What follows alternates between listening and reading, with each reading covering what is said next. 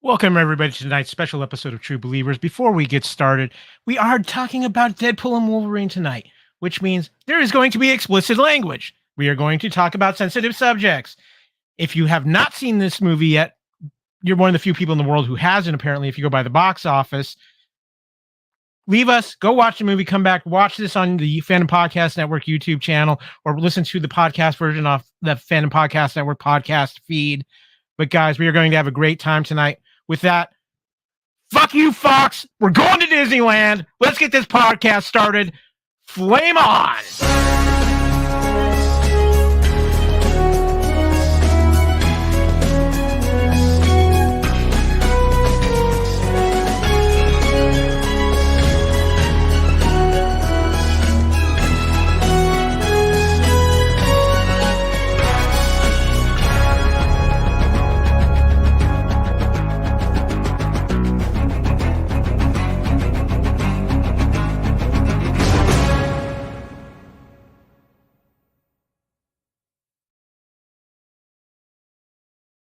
Okay, after that rousing introduction to this podcast, you've all been forewarned. This is the True Believers podcast on the Fandom Podcast Network. And yes, we are talking about Deadpool and Wolverine. And I'm not even going to waste any time. I have got myself a great team of podcasters here, though they aren't X-Force because they didn't market well in the pool and finding all that out. Plus, I'm going to forewarn them all now. The last time I brought the team together, it didn't work out so well. They all kind of died. So we'll see what happens at the end of this podcast. But first and foremost, I have to bring in my brother from another mother. He is the co-founder of the Fandom Podcast Network, and I'm going to have him doing these podcasts until he is 90. That is, of course, the Raider nerd himself, Mr. Kevin Reitzel. Hello, sir. I just want to let you know, I'm sorry I was running a little bit late. I was in a support group for all the people who got skull fucked by Cassandra Nova. But I did want to let you know something, Kyle. I, too, can break the fourth wall. Proposal. Back to you. I'm just going to tell you, I've seen where Cassandra Nova's hands have been. You really should go to the doctor and get yourself checked out. It was a tough support group. Yeah, I can imagine. But we've got a full cast of characters here with us. We can't talk about any movie anymore here on the Fandom Podcast Network without the queen of movie foo herself, the one and only Lacey Poole. Hello, Lacey. You are Lacey, on mute. You are on mute. The one thing we can't do with the work is work with the mouth. She's already censoring herself. I know. You should have heard me a second ago. It was very dirty. Yeah, I can believe it. But we got a super show here. I feel like I've got even more than X-Force. This actually might be an X-Men team. There's so many podcasters floating around. And of course, joining us though too, he might be floating around in space on a drunken Gungan, but he does love himself some Marvel. It's the one and only Derek Poole from What a Piece of Junk. Hey gang, how's it going? Let's fucking go. Yeah. and Kevin, we have another special guest here. I'm going to call him Joe Poole, otherwise known as the man behind a lot of great G.I. Joe podcasts out there, Mr. Aaron Head Moss. Greetings. I also go by Truthful Timmy, the blowjob queen of Sahagin. So that's what my wife calls That's right. Entirely. I also go by Kevin, the Scoutmaster, so we're good. That was you. It was always him. But guys, I'm still not done. They just keep coming. It's like Marvel just keeps writing. Coming out of the wall, man. Lastly, I want to bring in, or not lastly, but I want to bring him. Should I call him Immortal Poole, Kevin? I don't know. You've seen him many a time on the Phantom Podcast Network. We are honored to call him a good friend of the network. It is the one and only John Poole, Mosby Poole, whatever he wants to go by. John Mosby. This is the Green Lantern fan club meeting, isn't it? No? Yes, it is. Thank you for getting the notification, John. Lantern, arrow. Okay. And we cannot do a podcast around here without one of the biggest Deadpool fans out there I know, and it just wouldn't be right to be doing it without him. And that is, of course, our good friend. And I am so honored to have him here because We weren't sure if he was going to be here or not, but we are. It's Catpool himself, Mr. Catseater. What up, everybody? Great to be here. Great to fucking do this. Let's fucking go. Cat, first of all, you are the biggest Deadpool fan I know. You cosplay as Deadpool. We need you to put your arms up so we know. Very nice. Yeah. Exactly. So, let's get this thing going. We got a lot of things to talk about here with Deadpool. We're just gonna have some fun right now, guys. So, this is True Believers, episode 81, our Deadpool and Wolverine reaction show. And Kyle, I think we had someone else chime in at the bottom. Oh, did we? I don't know if you saw that or not. Yes. No, would you care to bring them in, Kevin? Because I've used up all my sling ring portals. Well, he's going by Tara Fallon. Let's see what we got going on Yay, here. my friend Tara's here. Is Tara joining us? Oh, I think that it's live. I think she's watching. I don't know. She might. No, she actually. I think we have a little MCU sling ring miscommunication, Miss Lacey, because you sent your friend the link into I the might studio. have sent her the link to the actual. Yeah, send it to the live show. Yeah, I'll send it back. Hold on one second. That's the Deadpool podcast. You never know what's going to happen There here. you go. It has been a huge week for Deadpool because Deadpool and Wolverine have not only dominated the box office, they have shattered records at the box office. It has shredded expectations, opening to 438.3 million worldwide. The international box office portion is 233 million, with the domestic being 205 million. It is obviously the biggest rated R opening of all time domestically. It also tops globally as well, surpassing the original Deadpool.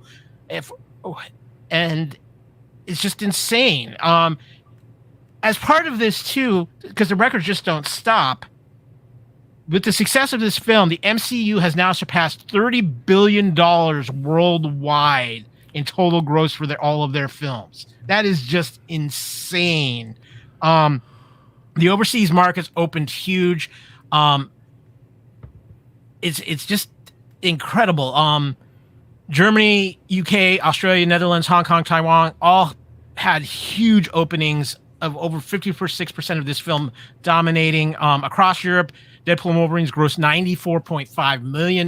Was the number one movie in each market in the region and nabbed the best start ever for a U.S. R-rated film. It's the fourth best launch of a superhero movie of all time, second best ever in Poland and a handful of others. In the Asia Pacific region, The Merc with the Mouth and the X-Men did 60.1. In China, The Bow was an estimate. The take was an estimated $24 million. In IMAX, the global haul was 36.5 million, the eighth biggest for the format ever, and the best for July as well for an R-rated title. It ranks fourth among MCU movies. The international gross is 17.4 million, including 8 markets which reported their biggest IMAX openings over the weekend. This is insane. People were expecting this to bring in a lot of money, but nothing like this. And there's a lot of reasons for this, obviously. But Kevin, I'm going to have you pop back in because you've done some research for us and want to talk about the marketing of this film. Because, Kevin, I'm going to be honest with you. I haven't seen a film marketed like this since maybe either 89 Batman or Jurassic Park, the original film. Yeah. So I've been following this very, very closely here. And I was fascinated by how it started because I was seeing it on Facebook. I was seeing it on X. I was seeing it on Instagram. And before we get into like the products and the crossover with that, I just want to talk about, like, I remember when you mentioned the China takes in this, like how much money it was making. I remember when Hugh and Ryan were on basically the hype train, and they started in China, and I was watching all the video and people going nuts for it. And then they went to like Southeast Asia and did all of that, and went to Japan. Then they went all the way down to South America and hit all those stops there. Really awesome pictures in Rio de Janeiro. Then they went over to Europe and all around Europe, France and Spain and UK. And then slowly, what's interesting too is when you watch that train as it was going, they started introducing new people to the promo tour depending on what trailers were out there. Like if you saw the more recent trailer, then you saw a character. That character started showing up. So they were very careful not to push all of the people that they were showing in the trailers later on until they did. Then they started joining the tour. And then, obviously, and then you saw Dogpool start showing up because you would see that in the newer trailer. Then they went to the East Coast first and did all that. And then finally they hit the West Coast. I'm just going to say this before I go into the advertising co-partners that they went with here. I have not seen it. And you had mentioned, of course, going way back to like, Jurassic Park and the original 89 Batman, they didn't have social media back then. So a lot of the stuff that you got was on your local news or on your newspapers. But I don't remember anyone, including recent Marvel, like Avengers films and Star Wars films, getting the press pro tour that these guys got. I was seeing banners I'd never seen before, digital mock-ups. People in India were going crazy for these cool new signs. The marketing promotion for this was absolutely insane. And I did find I just want to mention real quickly, I found an article called Inside the Deadpool and Wolverine Marketing Bonanza. It was written by Brandon Dorr, came out the 26th. And the film had partnered with brands including Aviation American Gin, Dave & Buster's, DiGiorno, Heinz, Jack in the Box, funny commercials, by the way, Heineken, Homage, Spotify, The Bachelorette, The Real Housewives of Orange County, Old Spice, Tim Hortons, and Xbox ahead of its release on the 26th. It's a really cool article where they talk to the head of marketing campaign. But guys, as you know, when you also went to the theater, the popcorn buckets, which we'll talk about in a second, but I just want to get some thoughts on your initial response to the marketing hoopla that happened here. Kyle, I'll let you take it over from here. Yeah, and actually, John, I want to throw it to you first because you have been covering Hollywood for a very long time. You know the ins and outs. Have you ever seen anything marketed quite like this movie has been? I haven't seen anything quite like this in a long time. It kind of straddles both kind of opportunistic, shamelessly opportunistic, and organic. I mean, you cannot turn on your television right now or go on the internet or certainly go on YouTube without some sort of tie-in. If you don't know there is a Deadpool Wolverine movie out there right now, then you're sitting in a cave without the internet, without anything. You at least know that the film is out there. There'll be people who don't want to go and see it, sad bastards that they are. But you will know it's out there, and that's half of marketing. You ask any publicist, they will tell you the product being out there is 90% of it, because then word of mouth will handle the rest of it. And the word of mouth on this film has been just phenomenal. But yeah, as soon as I got back from the movie theater today, I was flipping through YouTube, and yeah, you can't move for, Ryan and Hugh tie-ins. There was a hot sauce one I just watched with them trying, chili sauces and stuff. Hilarious.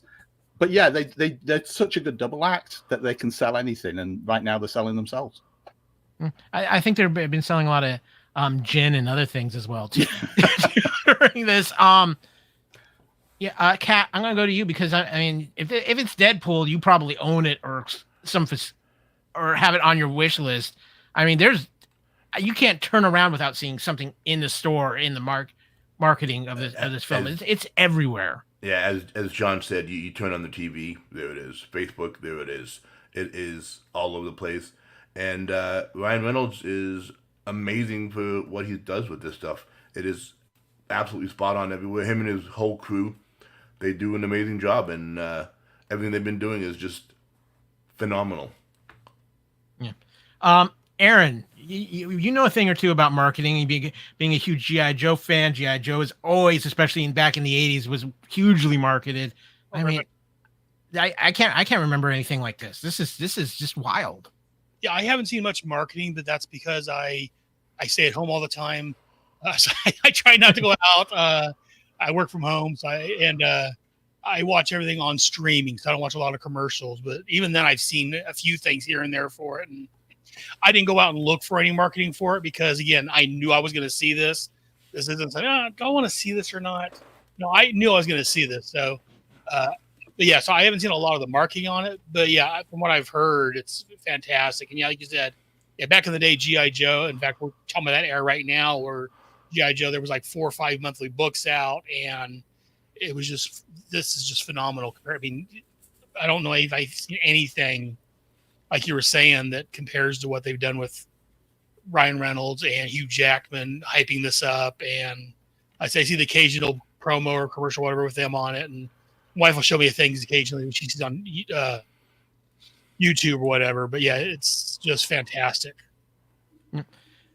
Derek, I know even out there in the galaxy far, far away, I am sure you are picking up some signals from the advertisements of this film. And I'm going to say this: Bruce Wayne and Dick Grayson have nothing on this dynamic duo of Ryan Reynolds and Hugh Jackman.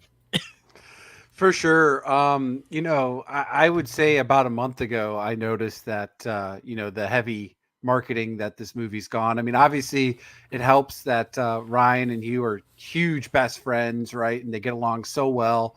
They're super excited, that they wanted to share this movie out there. But I mean, that it's obviously word of mouth and word of social media and word of marketing. I called it a while back, a couple weeks ago, that I think that this movie might actually break 2 billion. And I hope it does, because, as we'll talk about it throughout this podcast and through the video and stuff as we go through this discussion. But I definitely think it's going to help. It's obviously already helping, like we just mentioned, with the box office numbers. Yeah, it's insane. I don't know about 2, but I can easily see 1.5 for sure. Lacey, I need you and Kevin here, because Lacey, you were out on a mission the day this movie came out, because you were popcorn bucket hunting all over the place. Yes, I was. There's a lot of these things that are going to be floating out there. Yes. Lots of them. So, Lacey, if you would be so kind as to share with us the different popcorn buckets you have received. Okay, number 1 is our very dirty Wolverine AMC, designed by Deadpool. And it snaps in, but I don't want to make too much noise, so I'm just going to put it down. Then also at AMC, we had the unnamed cameo for right now, Headpool bucket, which I haven't undone yet, because it does have a little, little propeller in it. But that's super cute. Okay, it's not super cute, it's super gross, but it's also super cute. Then those were both AMC. This is the baby pool from Regal. The top of it is the drink. You twist this piece and take it off, and it's actually the cup right here. And then the back of it actually snaps open where you can put the popcorn. But they do give you a regular a thing of popcorn, so you don't have to mess up your container. I'm sad you can't use the baby bottles as the drinking for the soda. I know, right? But then today, when I went back for the time, this is the new one from Regal that I did not see the first day. I love it because it has a lid. This is genius. The number of times I've spilled my popcorn just trying to get into the room, into the chair, and all that kind of stuff. For the listeners, that is a really nice metal size popcorn bucket with a lid that snaps on it. It's very awesome. Cool logo. Yeah, and it's got the logo and them fighting with the katana and the claws, and it's very awesome. Then from AMC, we had the Wolverine and Deadpool cups. These are really, really cool. They're it's like they're neoprene or something. They're really, it's very easy to hold on to them. Most of the time when you get the big cups at the theater, you try and pick it up and it feels so weak that you feel like you're going to squeeze it too tight and it's going to explode everywhere. Then at Regal, they had this Wolverine. It's like what is it? Lenticular, right? Where it kind of goes back and forth. Oh, very cool. Yeah. And it comes with a Deadpool topper, baby topper, right? It's actually regular Deadpool or Wolverine. Nice. So there's those. Then at AMC, they had the option. They would give you a little coin, and you could use the coin, and they had a little claw machine where they had these little eggs. You want to see what's in them? Yeah, we'll do that a little later. Later? Okay. So that's all for I think that's all my merch, right? I think I did it. Okay. Yeah. 4 cups, 4 buckets. Yeah. All right. So Kat, I want to let you know that you are going to be getting, you wanted the Deadpool skull topper there. And I'll show that in a second, but you're going to be getting one of these, but you're not getting that topper. You're getting the little baby Deadpool topper instead. That's what you're getting right there. Oh, that's cool. On yours. And this is what it looks. This is the famous floating skull, which we'll get into with cameos later on. And it has a little spinner top on the thing, and it's got a cool little bottom for you to display it. This is the little floating Deadpool skull thing. And Kat, this will be coming to you. Of course, it was wrapped like the way Lacey shows there. But when I first saw these, I was like, "What the hell is that?" Because I hadn't seen the movie yet.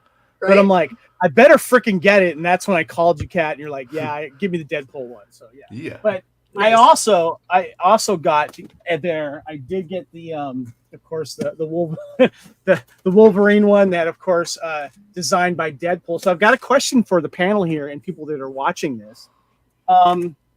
Which one is more well, we got the famous here Dune popcorn bucket, and then we've got of course the Wolverine one. Which one is more? Who would have known this would have been the summer of a inappropriate popcorn bucket? Wolverine doesn't have any teeth like the sandworms. So. But he's got a tongue right there. Look at that. One of them is Dune, and the other one's How You Doing? And these have been described very specifically in the film as the wind resistant blowjob handles. Yes. The what? I'm sorry. The ears. They were, or the ears. The what were they described as? Repeat that. As blowjob handles. Yes.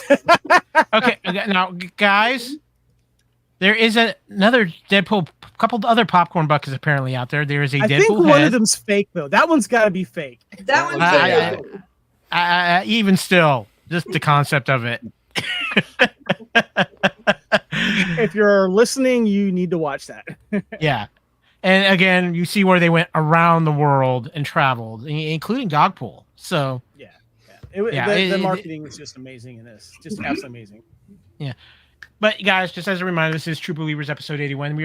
This is the spoiler reaction show for Deadpool Wolverine, and it's time, guys. We have delayed long enough. Mr. Marsh, I see you want to interject something over there. Oh no, I thought you were gonna do a little spoiler alert thing. So no, not. Hey, we gave a spoiler alert at the beginning of the show. He wants to hear the noise. Should I push the button? Is this a button pushing show? I'm gonna push the button. Yes, we are going to go full on spoilers from this point on about things in the movie, from our thoughts of scenes in the movie, what happens in the movie, with the plot, with the cast, the cameos, the Easter eggs, everything. Because this movie was full of them. In fact, it was so full of them, I exceeded the slide limit in StreamYard for the slideshow. So that's how much stuff we had in here, guys. But before we even get started with that, if I can coerce Kevin back into the room, yes, sir. Kevin, I need you to get the Mighty Marvel Universe Bible out, and could you give us the plot synopsis for Deadpool and Wolverine? Deadpool and Wolverine plot description. I'd be more than happy to here. All right. 6 years after the events of Deadpool 2, 2018. And by the way, please check out the Fandom Podcast Network. We just did a Couch Potato Theater for it. Wade Wilson lives a quiet life, having left his time as the mercenary Deadpool behind him, until the Time Variance Authority, the TVA, that we learned from Loki season 1 and 2, a bureaucratic organization that exists outside of time and space and monitors the timeline, pulls him into a new mission. With his home universe facing an existential threat, Wilson reluctantly joins an even more reluctant Wolverine on a mission that will change the history of the Marvel Cinematic Universe. Introducing Marvel Jesus. This movie, I'm just gonna say this. I'm gonna let our panel get into their deeper thoughts of initial reaction. I saw this on Dolby Atmos digital screen. It was a wonderful time, and by far, in my opinion, the best Deadpool movie that's come out. I love 1 and 2, but this one was just something very special. But I am going to get to our panel here, and Kat, I'm going to start with you. You are Mr. Deadpool to us here at the Fandom Podcast Network. I need your initial reactions to Deadpool and Wolverine. Exactly like you said, I think this is the best Deadpool movie they've made. Best action movie they've made as well. I'll go there and say that as well. And I absolutely loved it. It was amazing. And I'm continuing to see it, and I will continue to see it more times as we go on. It is top notch. Mr. Mosby, you've seen a lot of films in your day. Have you seen anything that's quite like this movie? I haven't. It's one of those. We've already sort of mentioned it. It's kind of catching lightning in a bottle. It's the best of all possible worlds. It's got so many. It's not for the uninitiated. I mean, that's the one thing I would say is that if you know very little, don't make this your first Deadpool movie. You need to be a Deadpool fan. You need to be a Marvel fan. But that's 99% of the audience. As long as you are, this has got something for everybody. It's got in jokes for the with in universe in jokes. You've got industry in jokes. You've got something to offend everybody, which is always good.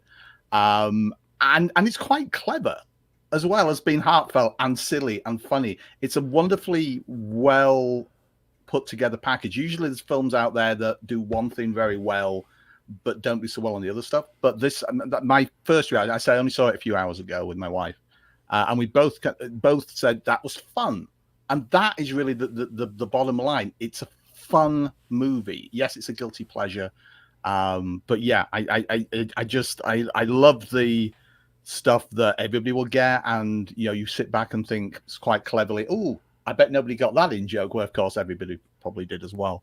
But yeah, it was a wonderful kind of mess of everything, and it did everything well. And you can't ask for anything more than that. Lacey, I know you have seen this multiple times already. We won't get into the exact number, but I'm assuming you absolutely love this film. You're on mute. I'm trying to make sure, because there's so many people, I'm trying to make sure that I'm quiet. And I keep forgetting. You're just censoring yourself. We know you're a sailor out over there. I'm saying all the dirty words. You know what? I have seen it several times. It blows my mind still that we are 26 years into this, into the MCU before we how many 34 movies or something before we actually got Deadpool and Wolverine into the mix, and it still blows my mind that people walk out before the credits, like at the end of the credits. Let's say, okay, but loved it. Super excited to talk about it. Ready to go. Yeah, why do they, Mr. Marsh? I mean, obviously everybody's been saying it, right? It's just a summer, flick movie, right? Blockbuster that you really want to just go out and have fun with. I think it hits all those notes right there. And really, when you're done watching it, it really is just a love letter to 20th Century Fox Studios and all the stuff that they've done with superheroes. So I really enjoyed it for that, specifically as a love letter and tribute to those that have, been with, doing these Marvel movies before the MCU was even the MCU. Yeah, no, completely. Aaron, the Merc with a mouth. And you're unmuted. You're Speaking of mouth. Yay, I'm not the only one. Do it all the time. Do it at work. Do it. I feel like fucking Charlie Bucket. Guys, watch your mute buttons. We don't have to keep saying it. Yeah, people. I've seen it this May. I've seen it once. And business, I loved it. The wife and my daughter and myself went yesterday and watched it. My daughter with a bunch of her friends from school. She's 16. I left my 9-year-old home because it's not for him. But no, I loved it. It was fantastic. I heard a lot of people were afraid that now that Disney is behind Marvel, they were going to Disneyfy it or kind of tone it down. No, I was happy to see that it was full.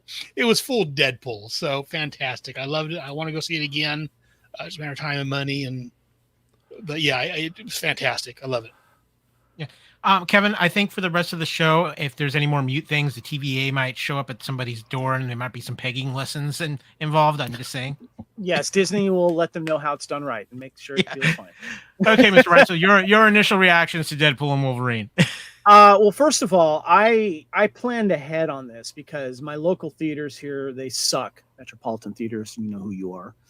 So I have to drive over an hour to get to good theaters, including AMC and Regals and stuff like that. And I plan to do this specifically for Deadpool and Wolverine because I wanted to see if I can get my hands on the buckets as well. But more importantly, I wanted to try to see the first showing that was available on the Thursday preview days.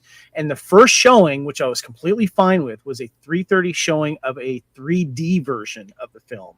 So I bought a ticket for that, and then I went to the IMAX showing about 4 hours later on the way home at a nearby IMAX theater for was the Regal Edwards Cinema, I think it was. And I'm really glad I saw it in 3D, especially for the opening sequence. If you get a chance and 3D does not bother you, check it out because there's a lot of scenes in this movie that really lent well to watching it in 3D. And there's, of course, a lot of things that I missed because people were laughing from the previous line. The IMAX theater was almost sold out. There were still some seats in the 3D version of it, but it was really nice to experience. And I haven't felt the buzz of going to see a big movie since probably Avengers Endgame.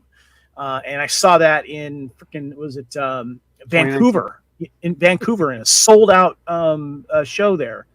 And it was just really, really nice. People were scammering to get all the popcorn buckets and stuff like that. And the excitement was palpable. And, I had to go and drop some of the stuff off at the car first and then come back.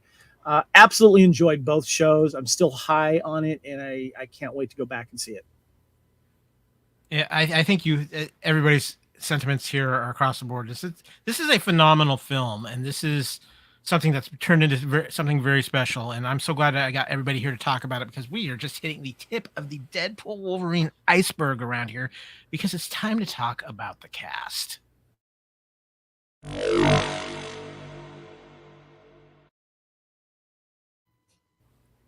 Okay, Deadpool crew. I've got this kind of broken up into a few things. I kind of want to hit our familiar faces, the faces we've seen for most of these films. They were all back, at least for a section of this. But of course, we have our leads: Ryan Reynolds as Deadpool, Hugh Jackman as Logan, Morena Baccarin returns as Vanessa, Rob Delaney's returning as Peter, Leslie Uggams as Blind Owl, Karan Soni as Dopinder, Rihanna Hildebrandt as Negasonic Teenage Warhead. Kevin, can you come back in the room for a minute? Yes, of course. Because we have Soli Kusana. Hi, Yukio. Hi, Kevin. Hi.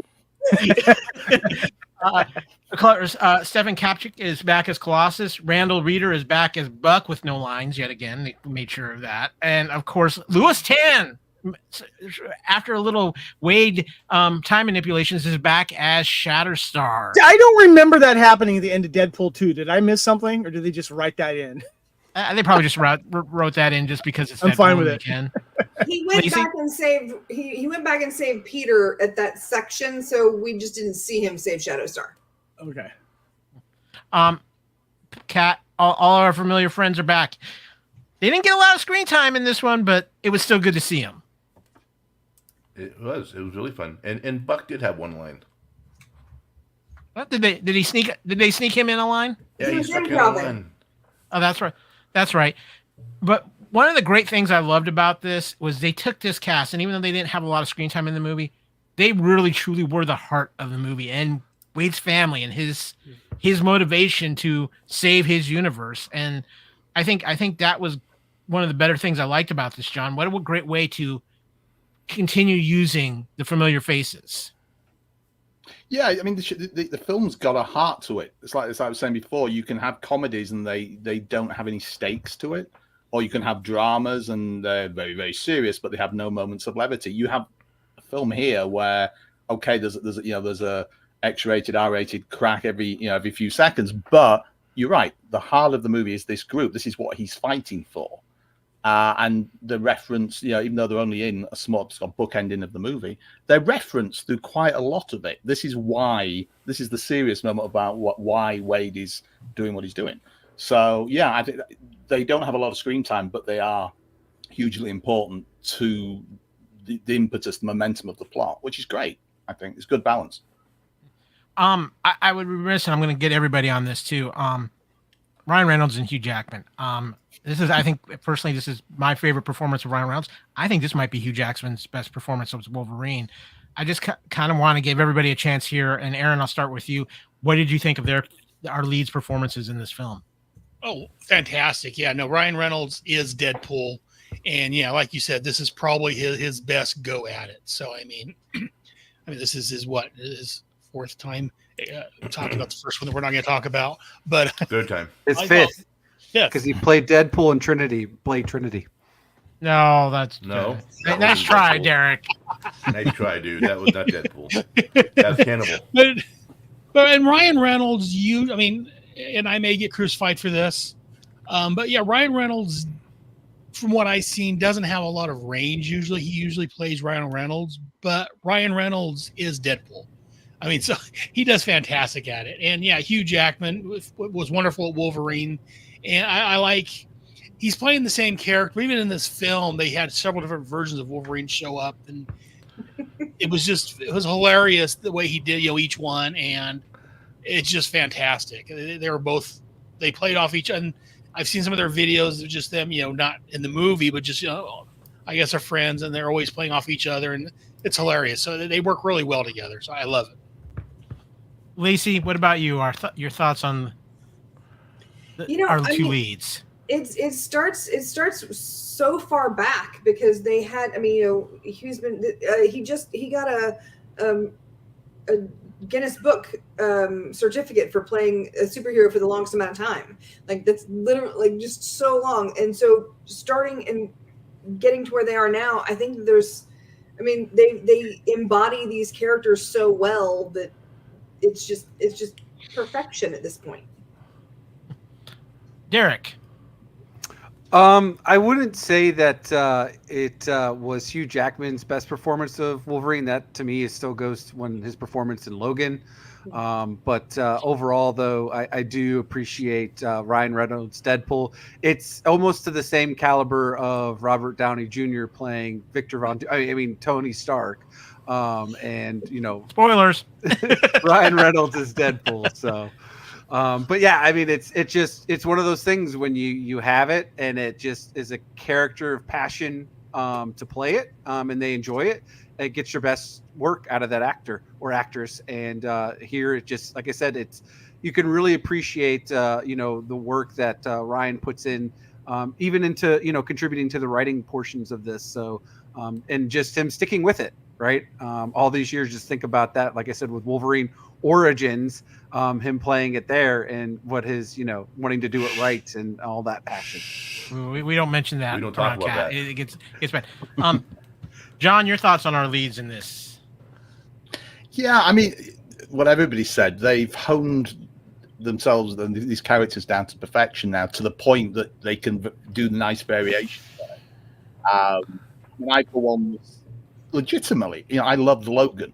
Logan was a different type of superhero movie, a different type of Wolverine story, and very deep, very serious. And that was the perfect way to finish the character. So I was like, yay, he's coming back for Wolverine, Deadpool and Wolverine. But oh my God, is this going to be really good for Hugh Jackman? And then watching the first 10 minutes of the film going like, oh shit. Yeah, and they literally almost pissing all over that. But they have such good fun with it, but they don't invalidate it. And that is the thin tightrope to walk. And they both know just how far they can push it a little bit further, push it a little bit more, but no, then they bring it back. They know exactly their characters so well. And they're such good friends, clearly, that you can't kind of, these aren't just two people working together for a while, see you later, and going off to do the promos afterwards. They clearly love hanging out with each other, and I wouldn't be surprised if some of the best moments were slightly ad-libbed, even if some of them were scripted. So yeah, I can't wait for the outtakes. You can't fake that. Yeah, the outtakes are going to be phenomenal. Oh, Kat, yeah. You have been on Ryan Reynolds with Deadpool since the minute the initial footage leaked out online. Before that, so You know, is this the tour de force for Ryan Reynolds and Hugh Jackman? This is his absolute best, hands down. As they say, third time is the charm. This is the charm. Ryan Reynolds did a phenomenal fucking job. Loved every minute of what it did. And Wolverine, this is, like everyone says, Logan is probably the best version of Wolverine people have been saying. But I think this is the version of Wolverine we all want to see. The animalistic, the let's fucking go, let's fight, kill, maim, destroy, punch, and all that. So I mean, for Wolverine, I think this is the best version of Wolverine people will see. But if you want to see a great acting presentation of Wolverine, go see Logan. Kevin, first of all, are you ready to talk about this? Did you find enough rubbing alcohol while you were out? I'm in good shape right now.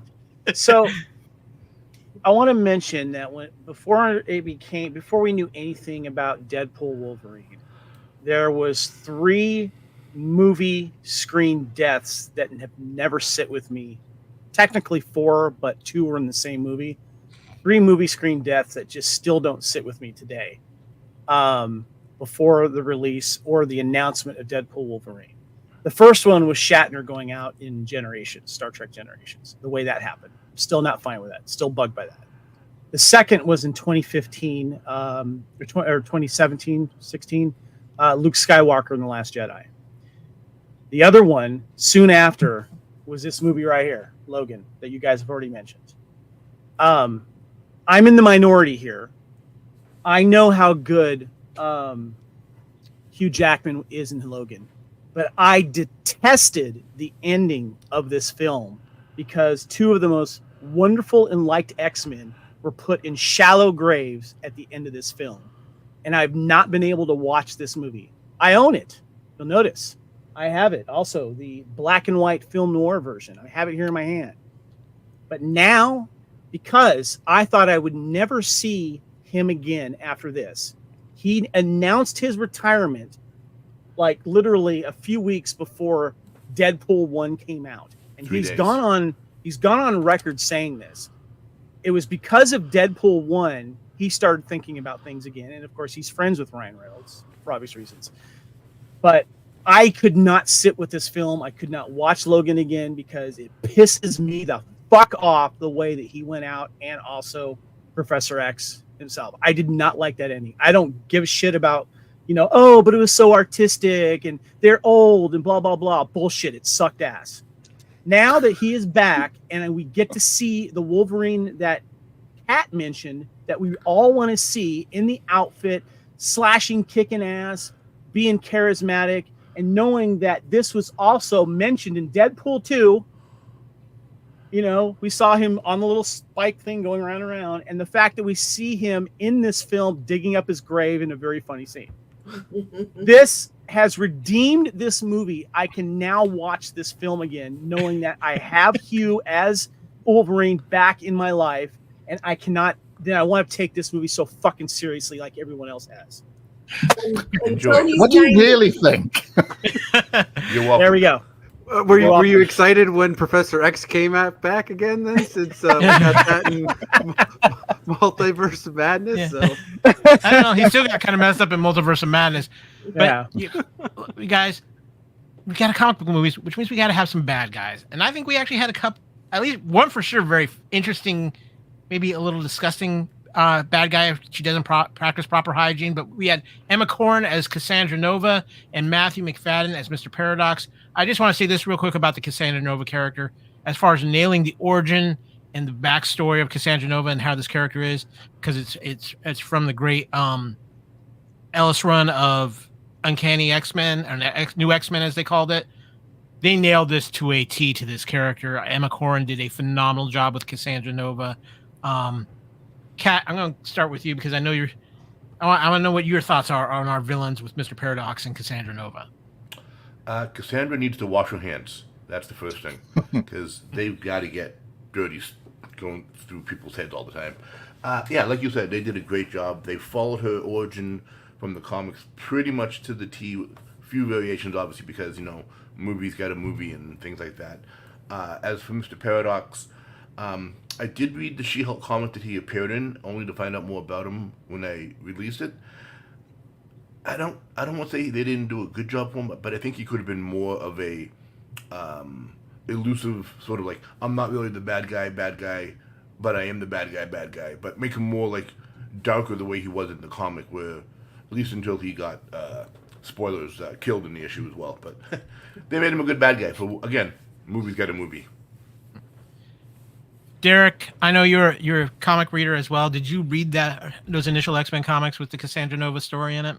I knew of it. I just never read them. I never got much into the new generation of X-Men from that series. But knowing her history, and obviously when they announced her, I did more of my, MC, well, I should say just Marvel comic foo, right? To follow up on the character. And like you said, Kat, obviously they do what they do, but I thought she was well played. I mean, the only bad part was that it was not enough sometimes, right? That's the only thing that I think that there was just a lot going on in this movie. And she kind of plays back fiddle towards the really second portion of the second act.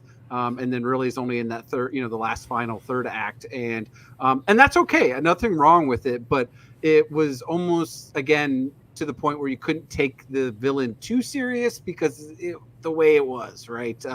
So I thought, the first Deadpool did a better job with their villains. So, but like I said, she did a great job, a phenomenal actress. And like I said, did a good job for introducing Cassandra, at least this variant of Cassandra Nova. Aaron, what about you? How were you? Were you getting some good villain vibes from the villains in this film?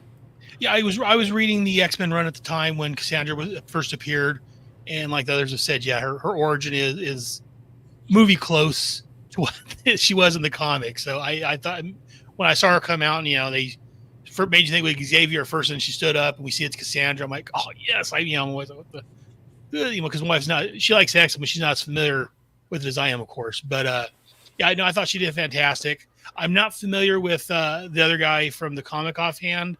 But yeah, I thought that as far as a villain, he was very villainous for the right reasons, but doing the wrong thing and all that. So yeah, I thought they both did. And like I say,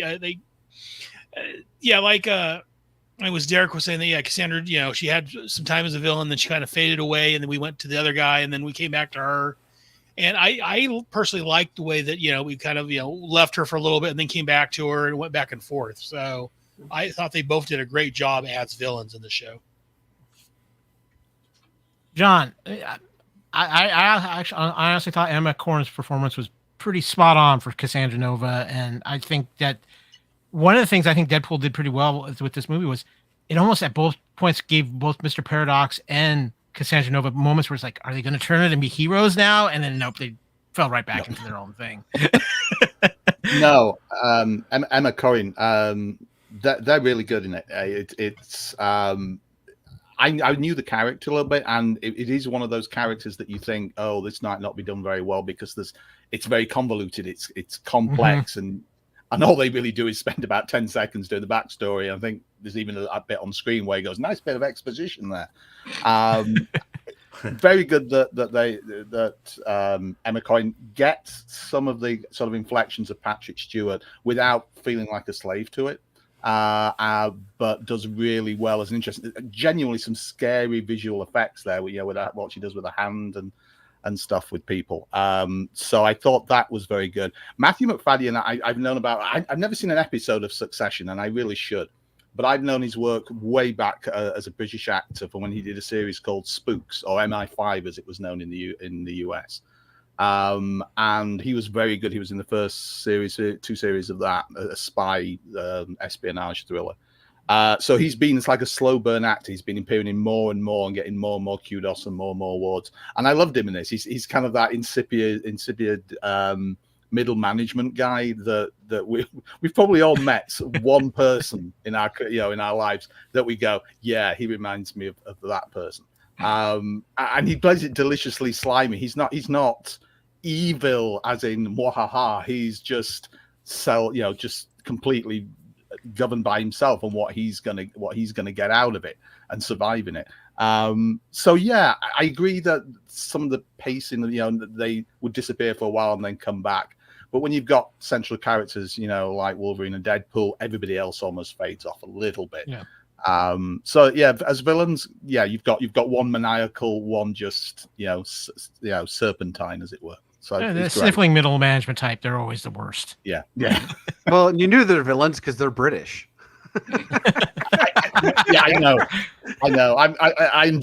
Thank you, for pointing that out. And bread and water will be yours for the rest of the day. Yeah. Lacey, before the meal of bread and water starts, what about you? How are you feeling about the villains in this film? Yeah, I hadn't read any of the comics with Cassandra in them, and when I saw the Ant-Man uniform, his daughter's name is Cassie, and so I was like, oh crap, did Cassie go bad? Like, I didn't have any connection for it until it was explained, and I was like, okay. But the actress is amazing. I really enjoyed her. Like, she just, I mean, even just with she was so creepy. She gave really good creepy without being like over the top creepy. She gives good hand. Yeah. There you go. But and I gotta tell you, like, I loved Paradox, just his reactions to the initiation of Deadpool in there, like trying to get them to go to the sacred timeline, and just not getting what Deadpool was gonna do. He was just hilarious. Like, just his what he yeah. Awesome. Kevin, our villains, and I want to ask you something in particular too, because I really thought with the Cassandra Nova character, John brought it up about, having the weight of Patrick Stewart on there. I really felt like she was playing that character just enough. She also had a tie to the James McAvoy version from First Class as well. She just really felt like, yeah, this is she has a relationship to whatever Xavier universe in that universe we have. But I thought she was phenomenal. I'll take everyone's word for it on her origin, because I had no idea who she was until they explained it in the film. Like, oh, that's kind of cool. I see why they went there. I like that, and she was great in it. I thought, and what's really weird too is I was like trying to figure her out because of all of the promotional tours.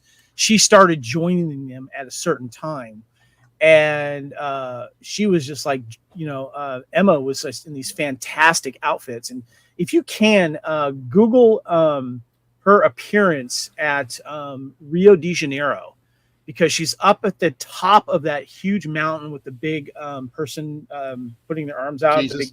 Jesus.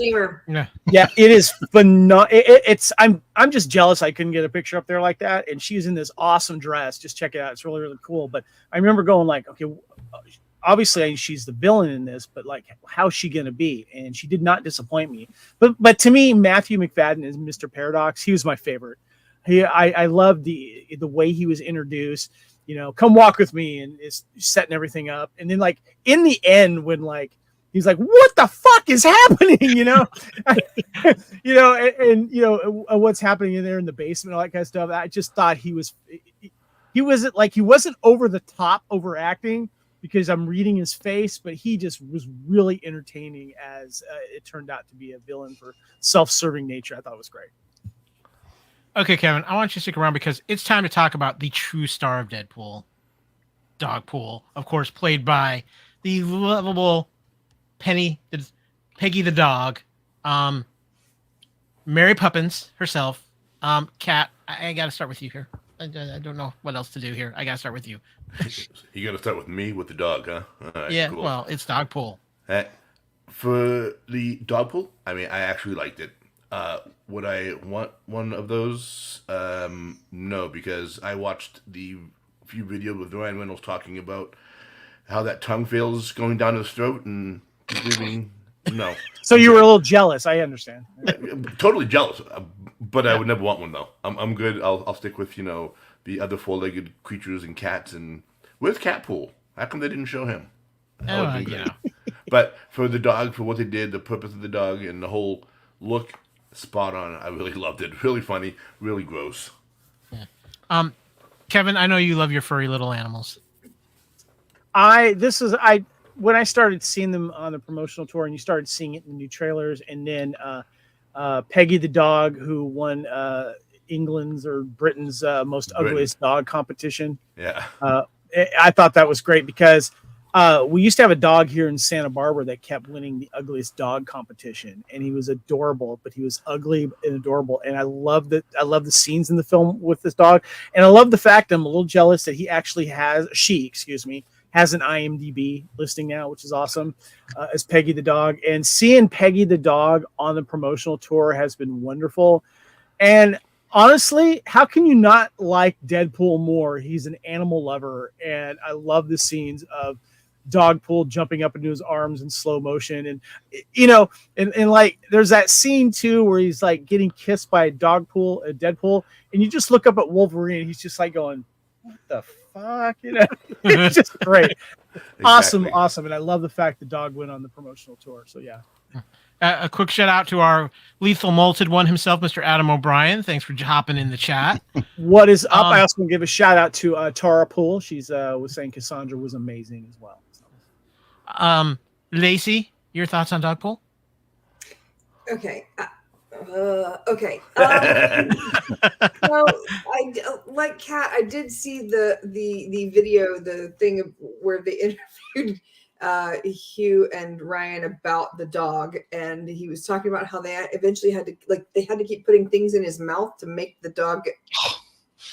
And he was like, it was fine until the fourth try, and they put salmon paste in. Salmon paste. I have a thing. I love animals. I do. I don't want any animal to lick my face. Like I have a thing, right? Just this. No, I there were pieces of people flying across the screen in several different heads blew up, and I was fine. That dog stuck his, and I was like, oh, no, stop it. Oh, nope. That was the best line with Ryan. He licked my uvula. Yeah. No. Okay, John, outside of puppy hygiene.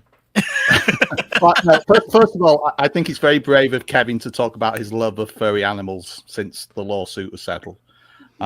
So yeah, it's fine. John, come on, man, really? Live podcast, bro. Come on. No, I mean, yeah, it's great. And, it's the ugliest British dog. I would have to say yet again. We play both villains and heroes. We're quite versatile. Deadpool representing. and the length of our tongues are legendary. That's all I'm saying. So. Derek, I've been told you like a long tongue. Not from dogs, but yes.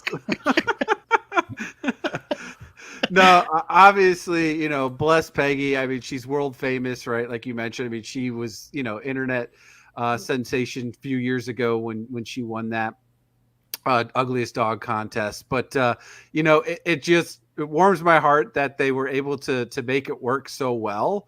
Because really, she's. Obviously she's a trained dog for the dog show to some degree, but obviously not that they had to do a whole lot of, sophisticated scenes and stuff like that. But overall, it played it very well. I feel bad for Nice Pool because he got the short end of the stick on this. But overall, though, it was really good. I enjoyed Peggy and her fine work. And though you have to remember, though, she had to stick her tongue down Ryan Reynolds' mouth. So, there might be some people out there that'd be okay with it, but nobody's ever asked Peggy how she felt. I just want to mention real quick. I love the tongue sticking out. It's so funny. That's what makes her great. But it reminded me of Carrie Fisher's Gary the dog, because he also had the tongue that would stick out, and he traveled everywhere with her. I miss Gary. Aaron, Dogpool, Junkyard. Where were we going here? I got Junkyard, a black lab. I love him to death, but yeah, no, much like I don't know. Yeah, the whole tongue thing, and yeah, I say as other people said, I don't mind, the blood and guts, the head exploding and all that. But yeah, with the dog licking Ryan Reynolds in the mouth, and Junkyard gets up on me, and he's a year and a half. He's a big lab. He thinks he's a small lap dog. He gets in my line. He he starts trying to lick me in the face and tries to lick me. No, okay, no, I love you, but no mouth kiss. The only dog I mouth kissed was my ex-wife. That's the story entirely. But I'm like, no mouth kisses. I don't do that. So yeah, seeing that whole tongue licking and I'm like, no, I can't do that. And yes, shout out to a Scottish geek guy out there. He says the Fox tribute was totally unexpected and was actually quite touching. Green Day song helped, and he gives it. The movie was epic. Gave it a 9 out of 10.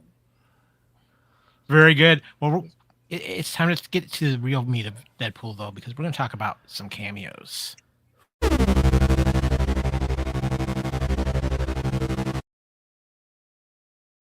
Okay, guys. This movie is full of cameos. Derek, I think you even put in a one of our private chats, holy cameo Batman, after you got out of seeing this film. But it's epic all the way across the board. And I feel the need. I think he's gonna say it. I really think he's gonna say it. I'm feeling it. Oh wait, flame on, Chris Evans, but not Captain America. Chris Evans, ladies and gentlemen. Chris Evans returning to his Fantastic Four roots for this movie in one of the better misdirections I've seen in a while. If you did not know this was coming, Chris Evans is one of my heroes, guys. For him to do this when he said he really kind of felt like he wanted to be done with comic book movies. This is one of the best cameos in a film of all time. Lacey, I see the smile on your face, so I'm going right to you. What are your thoughts on Chris Evans in this film? It was really fun. I mean, and that man has a mouth. My goodness. But I gotta say, the best part for me was the first time I saw it was at the 3:00 show. There was only 5 people in the theater. It was the real D, and when Deadpool starts going, oh, he's gonna say it.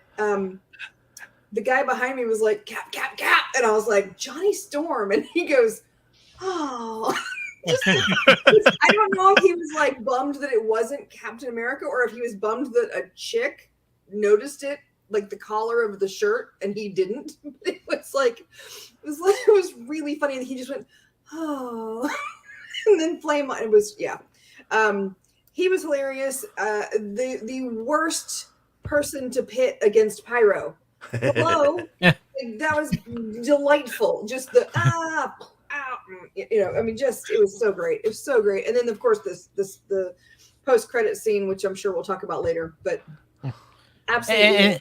And if one thing's for sure, Chris Evans can stick the superhero landing. Oh yeah. Right on his face. Kat, what about you? The fact that they went Johnny Storm, and they set it up so beautifully because you have the moment where Deadpool sees Cap on the screens in the TVA, and just the general excitement, and then oh yeah, how many people forgot Chris Evans was Johnny Storm? I didn't, but no, I loved it. I thought it was great. When I was looking at it too, I'm like going, I thought he said he wasn't going to do Captain America anymore. I'm like, it's got to be Johnny. Maybe. And then flame on. I'm like, oh yeah, that was good. My audience exploded when he said that. And like you said, fighting Pyro. Oh well. Sorry, Torch. John, it's a great cameo, but maybe not the best of endings for our good friend Chris Evans. No, I mean he's like everybody. It's a lovely misdirection because at the end of the day, you have a situation where you see, oh, it's Captain America. Great, it's Captain America. And I'm thinking, it would be great if they had Johnny Storm here, but I'm thinking, oh, okay, it's obviously Captain America, and then bang, and you just go, yes. And that's where it becomes a fault. I'm so enjoying myself. I'm crying here. It's become such a sort of joy to have a misdirection, and have that situation where you think, oh yeah, that's one thing, and then it's another. And as everybody said, he sticks the landing. He plays it straight all the way through, and that's really great. Yeah, no, I agree very much with that. Aaron, what about you? A little Johnny Storm action there. Yeah, I too was fooled and thinking it was Cap because they had as you said, they had the Captain America at the TVA, and so I'm it's Captain America. And he starts cursing, and I'm like, okay, this is a very very different Captain America, but it's a different it's a different variant. I can understand that. And then all of a sudden, yeah, he flames on. I'm like, oh yes, Johnny Storm. I enjoyed him as Johnny Storm. So I love seeing him return. I love the Marvel Universe incorporating those movies into the multiverse. It was fantastic. And yeah, and fucking Deadpool just throwing him under the bus. And he said, I don't, he said all this. He said, you're a color and this and that. And that's what he said. I didn't say anything. I loved it. It was fantastic. Kevin, can you pop in for just a second? Of course. I wanted to focus on this one because this was kind of a big deal because Chris Evans was so like, I'm done with comic book movies. Forget this. And yet, Kevin, I'm going to ask you because his energy in this reminded me of when he was in Scott Pilgrim. Like he just turned it on. I'm like, I'm just gonna just go crazy with this. And I was very curious with this particular one because I really do think this is the biggest as far as big name cameos in this. I mean, he did screw the budget. They could only have him in for so long. I think if there's going to be one person that is more powerful than Feige to bring someone in, even though Feige's there just like, doling out the cash and all that kind of stuff, I'm sure Ryan Reynolds and Hugh Jackman were like, we got to get him into this because the reason why I thought this was cool, and I'm going to defend those Fantastic Four movies. I find them I rewatched them last year back to back, and they are fun. I don't know why they get all the crap they do. And he was great in those films, and it was nice that he came back and did his thing. Because when you first see him, like, no, because you see Captain America being shown on the videos during the Marvel Jesus scene. And so you're wondering, like, really quickly, like, wait, what Marvel, which version is he? And he's like, no, he's Johnny Storm. And I thought it was great. Okay, guys, what I'm going to do here real quick is we're going to put some slides up of some of the other cameos. And then once I've gone through some of these cameos, I'll let everybody kind of get their thoughts on some of their favorite ones. Obviously, we were dealing with the Fox universe. So we had a lot of Fox cameos, including Jennifer Gardner returning as Elektra. This one shocked me, and I'm just gonna say it right now because there was tons of reports that Blade was going to be in this film, but it was going to be played by Sticky Fingers, who of course was the rapper who played Blade in the old Spike TV show. But no, we got the OG Blade, the only Blade, according to him, Wesley Snipes. And again, another fun subterfuge. We heard Taylor Kirst's name was going to be back as Gambit. They said he was on set, but oh no, they pulled back from something that had been rumored for happening for years with Channing Tatum doing a Gambit film. And he might need a little dialect work, but we saw him return as Gambit. Of course, the wonderful Daphne Keane back as X-23. Blake Lively as the wonderful Lady Deadpool. Matthew McConaughey playing Cowboy Pool. Nathan Fillion was, of course, Head Pool. Credited as Gordon Reynolds, Nice Pool. And, of course, Happy Hogan. And we're going to get back to Happy in a minute, but I want to talk about some of these that I just went over. Guys, who stood out for you in that bunch for the cameos? Because there was a lot of great cameos in this and a lot of faces we weren't expecting. For me, it was Blade. Blade? Yeah. No idea who was going to be in there. And his lines, I think he has one of the best lines in the movie, along with, Deadpool response. And just, it was great to see him. I mean, I missed him in his thing, like in his whole career where it went downhill after Blade 3. But I'm glad he was back. I'm glad it was him. And I'm glad he thinks he's the only Blade. Thinks he's the only Blade. Maybe one of the best lines in the movie, the only Blade, considering that all the stuff that has been happening to Mahershala Ali's version of Blade, if it ever comes out. John, what were some of your favorite cameos of this bunch? Because they were all phenomenal. Yeah, I mean, you couldn't go 5 minutes without saying that's that person, or is that person? And at the Void Camp and stuff, you've got all the sort of the X-Men that you never thought you would particularly wanted to see again. Some of them recast, most of them not recast. I think probably Jennifer Garner was the moment, because I just presumed it was going to be X-23 coming through the door, because they'd blown the kind of cameo of that, and she comes through and I'm going like, oh yeah, and she has one of the best lines in it, where somebody said about Daredevil being killed, and he goes, "I'm sorry." She goes, "Nah," and I thought, yeah, subtext, very good. That got a few oohs in my showing.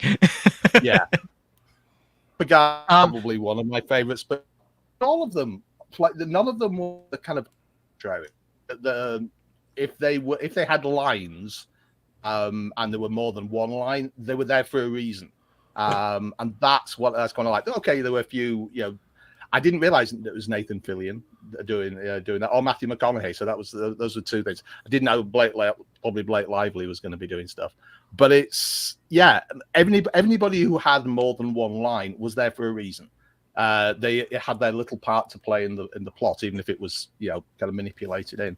So I've never seen a film with this many cameos that didn't feel a little opportunistic, and this felt a bit opportunistic, but it was all in the spirit of it. There wasn't a cameo that I disliked at all. They were all fun.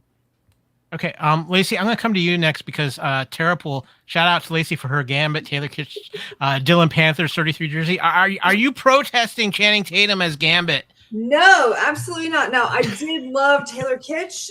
I love that man. Just anything he does, that's delightful. But I gotta tell you, I really did like Channing Tatum, and I love the fact that his whole character was based around saying things like, I don't know, I might have been born here, oh, no, they never knew me, or, you're speaking to my soul right now. Like, the fact that they continually made fun of the fact that his film didn't get made without saying that his film didn't get made was just perfect. But if we're talking about like overall, I think that we're talking about Cavalry. Okay, fine. I'm gonna stop you for a minute. We're gonna get to that. I did, but I dug in the Void. It was that group was great, but I did also love the other mutants that were represented from some of the older stuff. If we're talking about that. Yeah, we're gonna get to that here in just a minute. I want to focus on some of these bigger ones here real quick too. Aaron, what about you? Some of these more well-known roles. Who was the biggest surprise, and who was the one that you enjoyed the most? The biggest surprise and the one I enjoyed the most was probably Blade. I enjoyed seeing Snipes back as Blade. And I was like, is that Wesley Snipes? Yeah, that's Wesley Snipes back as Blade. Yeah, I did like you guys. I enjoyed the I'm the only Blade. Okay, I like that. Yeah, because there was a TV series, and then there's the new movie they're working on. If they ever, whatever, I'm not holding my breath. But I'd look. So wait, hold on, real quick. What you're saying, Aaron, is that he's the real Marvel Jesus because of what the success of that movie did to save Marvel Studios. Yeah. Yes. But I had to look up when it was over to see who played Lady Deadpool, because one of the rumors I heard it was supposed to be Taylor Swift. My wife and daughter are both fans of Taylor Swift. So I'd look. Oh, like very beautiful woman, very very nice as Lady Deadpool. I don't care for Channing Tatum. I don't like his face. I don't like his acting. When he was announced as Gambit many moons ago, I'm like, oh fuck, no, he ruined G.I. Joe. Don't let him ruin the X-Men. Don't. You just hated him in the G.I. Joe movies. I know you. Did. I hated him as Duke. I cheered when he died as Duke. I love Duke. No, he was just left in a coma. But yeah, so I told my wife, you know what? I will apologize. He did better than I thought he was going to do, but that bar I'd set was really, really, really low. So, and then Elektra, I don't care for Jennifer Garner as Elektra just because she's not Greek. She's not. I like the costume, and Jennifer's a beautiful woman, but yeah, she's not Elektra.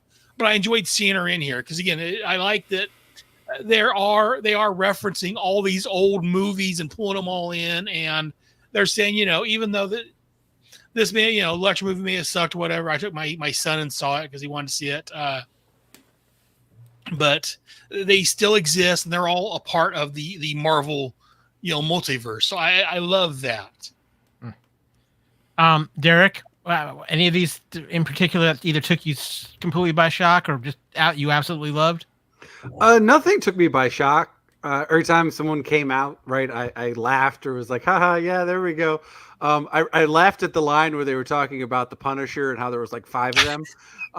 So that was pretty good. I do appreciate, like I mentioned earlier, that they say the line too, as they're going to attack Sandra Nova, that they basically get the ending to their stories, which was great because here's characters that were just basically, hey, they had their movies or they made their cameo, in the movie, for example. And then you never followed up what happened to them. Right. So again, it was a great way of kind of the swan song for many of these characters.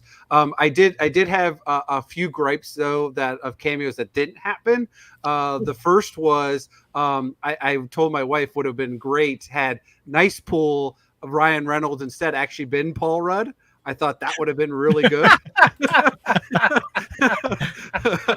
And then the other one was I was really disappointed that we didn't see Gwenpool because I thought, as they were all coming out with the 100 Deadpool Corp, that we would have seen Gwenpool, especially since she's been, hugely successful and very popular the past 5-6 years. But other than that, like I said, every cameo was great. My wife was like, how did Wesley Snipes get out of jail for this? But overall, and you mentioned it earlier when you guys were talking about that, Marvel MCU grossed $30 billion. It felt like they spent all $30 billion on all these cameos. I think it's already made their money back on for all these cameos. Kevin, any of these cameos that I've mentioned so far, any of them stand out for you? Yes, Elektra, Jennifer Garner. I'm a huge Jennifer Garner fan ever since Alias. I love her. I like that she was, cast as Elektra. I know those movies get crapped on, but they're guilty pleasures for me. And I knew that she was rumored to be back, and I'm like, well, that's fine. I loved her entrance in this, but seeing her put on the outfit one last time, kind of leading these group here, was wonderful. I just thought it was great. And Blade comes in a very close second for me. It was so good to see Wesley Snipes back. It seems like the last time I saw him, he was in the Vampire Council in the Shadows, What We Do in the Shadows thing, which I thought was really good for him in that. So it was great. And the call out to him saying, I am the only one was awesome. I just want to say this about Blade. It was probably the biggest reaction to any of the cameos in the film, even the Chris Evans one, because I don't think anybody really thought they were going to see Wesley Snipes as Blade in this film. But guys, see him at all. Yeah, well, that's true too. But guys, there's a couple other things we need to get to as far as cameos. And Lacey, I stopped you a little earlier. I'm not going to stop you now because you get fired by DC. What do you do? Calverine, and I mean, talk about a cameo nobody even saw coming. I mean, this one, they had the wool pulled over everybody's eyes, and yet it was so well done. And Lacey, you want to dive into it? I'm going to let you just have the floor. Well, everyone's been speculating for months and months and months, talking about how we knew that Cavill had a deal with DC. It leaked, or somebody talked about it, and everybody started talking about how, he's obviously going to be playing Captain Britain, or, wouldn't he be great if he played, whatever. And I think some people were talking about him playing Von Doom. There were tons of different, people. Nobody, this was not on anyone's radar. And that's the beauty of it, is that they let it out. He has a deal with Marvel. And everybody just went to like giant, main character, because that's who he is.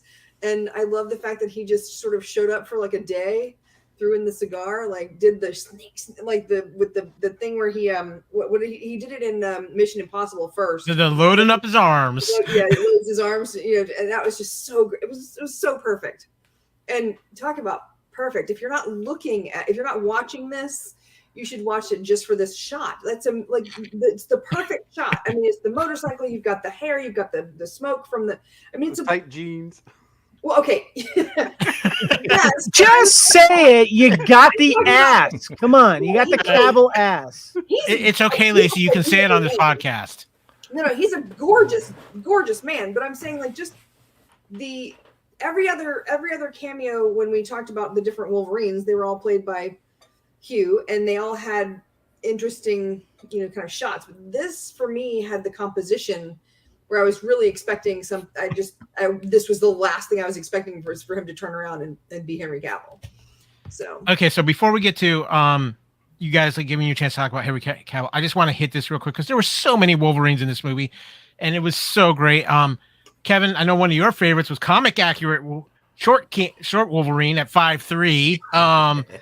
You had the Age of Apocalypse Weapon Omega Wolverine. You had the Wolverine version Patch from the Madripoor era of Wolverine. You had Old Man Logan, the comics version. You had the classic scene. It was one of the all-time greatest X-Men covers of Wolverine on the X cross across a bed of skulls. And of course, another moment shine to one of the greatest covers in comic book history. You had the moment where you have Wolverine in the brown suit fighting the Hulk, and you get the reflection of the Hulk in Wolverine's First claws. appearance. Classic burn. Yep. Derek, what did you I say? would say its first appearance of Wolverine was in that. Incredible comic. Hulk. Well, not that particular image. That image was from actually a later issue of Incredible Hulk with another Wolverine showdown. But Todd McFarlane did that image. It's quite famous. But I'm just gonna kind of go around the table here. If you want to talk Cavill, or if there's any of the other Wolverine versions that you want to hit on real quick, Kat, I'll start with you. I love them all. I love the throwbacks with the alternate covers of classic X-Men comics. Again, like you said, the one on the cross, the Madripoor one with Patch, the one old Man Logan I thought was the best of them all. With let me just shoot you with a gun instead. Get out of my face. But when you saw the 5'3" one, that was hilarious. It's just the whole rapport with him and Deadpool going, "Oh, some little guy. Did you make the landing? Did you stick the landing?" Derek? Oh, it was definitely short Wolverine. I mean, obviously that was a little exaggerated because like he was barely as tall as the bar stool, but it was still funny as heck. And I'm like, oh, that's the Wolverine that should carry the banner now. Aaron? Yeah, it was hard to choose. Yeah, they were all fantastic shots. Yeah, they're all, I laughed or cheered at all of them at one point or another. Yeah, I agree. Yeah, the short Wolverine was a little exaggerated, but I do like they recognize that. I think my favorite one was probably maybe Patch, but I liked seeing them all. Like the one the Inferno Wolverine on the X Cross, that was fantastic. I'd be like, yes, yeah. So it was back later. Loving it. Yeah, I was loving that entire segment. It was fantastic. It was very well done. John, what about you? I mean, I loved all of them. I mean, the Henry Cavill thing was just that it was nicely paced in that you didn't know quite who it was going to be. It wasn't like, this is so-and-so. I mean, and for the first 4 or 5 seconds, I was going, my God, Daniel Radcliffe has worked out. Well, that was the rumor for ages. That was the one thing I was disappointed in, actually, that they didn't have that. But no, I mean, Cavill, that's such a kind of fuck you to DC, which is fun. In a nice way. They were all kind of little things that might have bypassed a casual viewer, but there are, as I said before, I don't think there are many casual audience members for this. Whether you get all the references or not, probably most people won't get every single one of them. But there were comic covers there. There were nods to the creators. I do have to say, I was really, really glad, without going into too much detail, in the closing credits, that Len Wein got an independent mention and a thank you. I met Len quite a few times. I even went to his house, which was fantastic. Lovely man. Sadly missed. The guy who created Wolverine. And yeah, I loved all those little things which were love letters to the fans. And if you knew what they were great. And if you weren't, fuck you. It was like move on to the next one. That's how you really feel. Yeah, no, all the stuff, all the cameos were there, basically going, we got you. Yeah, we know who our audience is. Yeah. Kevin, I got to ask you your favorite alternate Wolverine. Okay, so I didn't get all the references for obvious reasons. But when Kat explained to me the short Wolverine, I laughed when we were on the phone together because I just thought it was funny that he was short, but I didn't understand the reference because I didn't read the comics. But that now, and seeing it for a second time, not knowing what it was, still cracked me up out loud. They were all good, but I'm sorry. My favorite was the opening scene with the dead Logan and using the antimantium skull to fight everyone with nunchucks, and he's putting on the dead antimantium claws and moving the mouth. Yes. To me, I'm sorry. That was the best because it made me laugh because of this damn thing. And we might have to get Kevin some Logan counseling. I'm just saying. Right? Okay, Yeah, guys, I'm real doing the quick. next couch potato theater on it. That's all. I want to give a shout out to my buddy Murph, by the way, Murph! who was a guest on our Time Warp show of Raiders in movie and television, and he just got home from seeing it. And I'm curious to see, Murph, what are you thinking about it? Have a killer show, fellas. Cavalrine ruled. Give us a quick sentence, Murph, of what you think. I'm assuming he liked it. Yeah. You said Okay. he did, yeah. Yeah, guys, I'm going to do it. Just a quick rundown of some of the other cameos we had. We had Hunter B-15, of course, from the wonderful Loki series. We also had Tyler Mane, Return of Sabretooth. So a little bit 3 shout out to seconds. old school X-Men. Now, IMDb has Ray Park as uncredited for playing Toad, but I don't think that was that's Ray Park. I don't think that's I So don't Ray think I'm Park. not either. sure who played Toad. I did some digging into it, couldn't find anything, but we do know who played Pyro because it was the original Pyro, Aaron Stafford returning for that. There's a couple cameos too that were in there, and I almost feel like they just took them digitally out of the prior film they were in and put them in, and that includes the Callisto character from X-Men: The Last Stand, played by Diana Ramirez. We also had from Loki season 1, episode 5, we had 5. Alioth. Yeah, so there we go. From X-Men First Class, we had Azazel. That was recast We as also- well, wasn't it? I mean, these are all recast, I think. I think some of them felt like they just pulled them from digital footage. Aaron W. Reed played Juggernaut in this. I thought he did a pretty good job. I think that was definitely digitally pulled Kelly Hu as Lady Deathstrike in this I didn't film. even notice that one, yeah. And then I did not see this, but I have heard of this several times. There's an appearance of somebody who's using Psylocke's power set, so a lot of people think Psylocke was in this film. Another character who got was played by somebody else. He was played by Billy Clements, but here we're seeing his original rendition of Kevin Nash playing the Russian from the Thomas Jane Punisher film. And Kevin, I see Murph chimed in with his thoughts. Yes, he said best Marvel and even Disney project in years. His wife, boys, and I all loved it. Thanks, Murph. Appreciate you chiming in, brother. And the other thing is too, they make it the Reynolds family made this movie a family affair because Betty James and Inez, best known as muses for Lively's bestie Taylor Swift, also made their mark on Deadpool and Wolverine. James is credited as Screaming Mutant. Inez is Kid Deadpool, the foul-mouthed young version of Deadpool, and even better is Betty Reynolds was the Hugh Jackman Wrangler. That's awesome. As long as they kept her away from Truthful Timmy. Truthful Timmy, the Bob Queen of Saskatoon. I noticed they didn't put Kevin, the scout leader, in there. What's up with that? Yeah. But we had a few more. Obviously, we had all the Deadpools in this, and I'm just going to run down real quick. We had, of course, Blake Lively as Lady Deadpool, Inez Reynolds as Kid Pool, Olin Reynolds, Baby Pool. Of course, Head Pool was voiced by Nathan Fillion. Cowboy Pool was Matthew McConaughey. Welsh Pool, if you are familiar with the fact that Ryan Reynolds and Rob McElhenney own a soccer team in Wrexham, Paul Mullen played Welsh Pool. He's one of the players on that team. Canada Pool was played by Alex Krishkiov.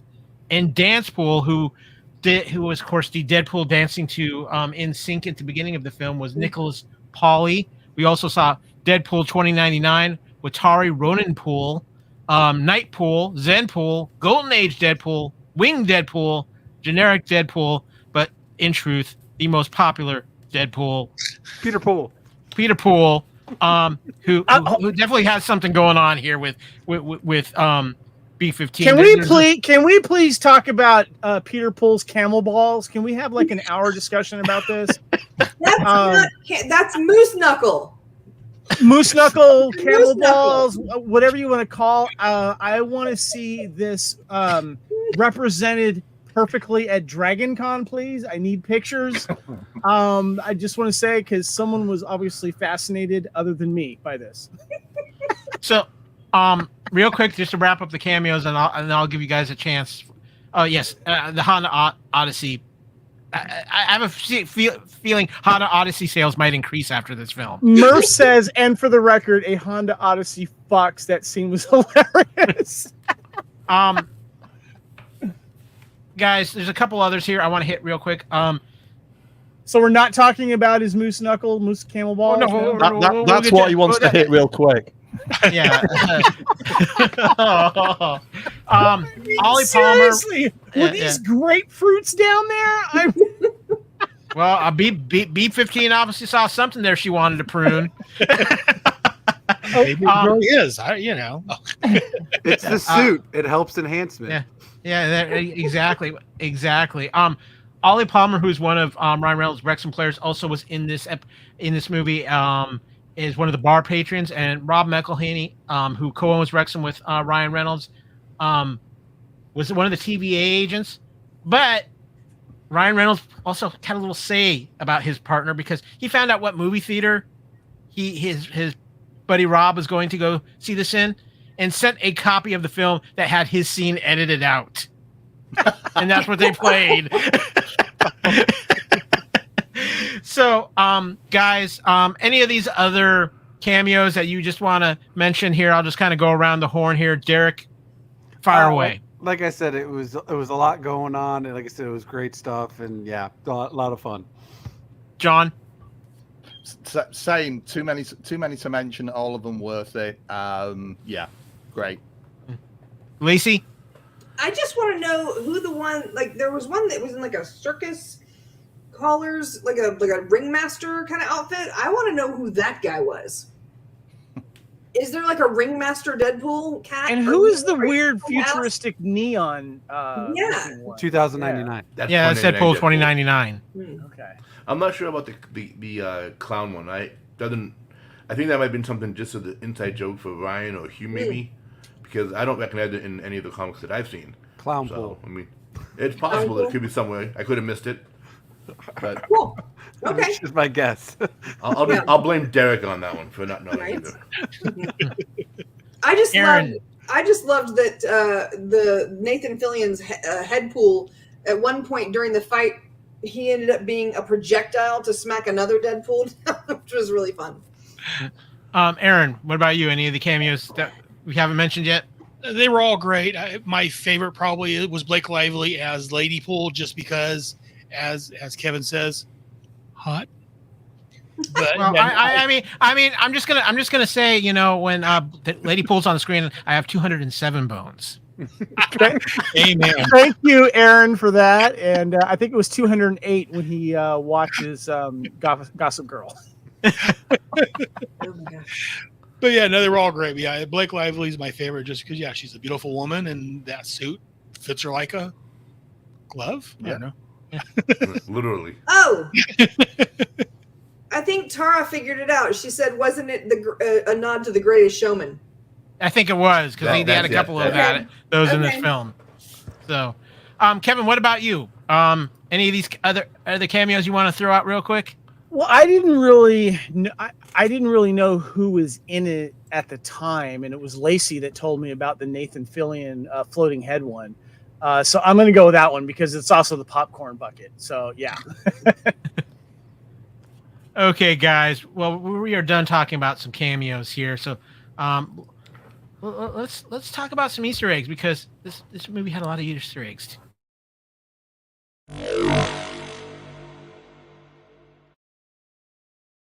The Easter eggs came hard and fast.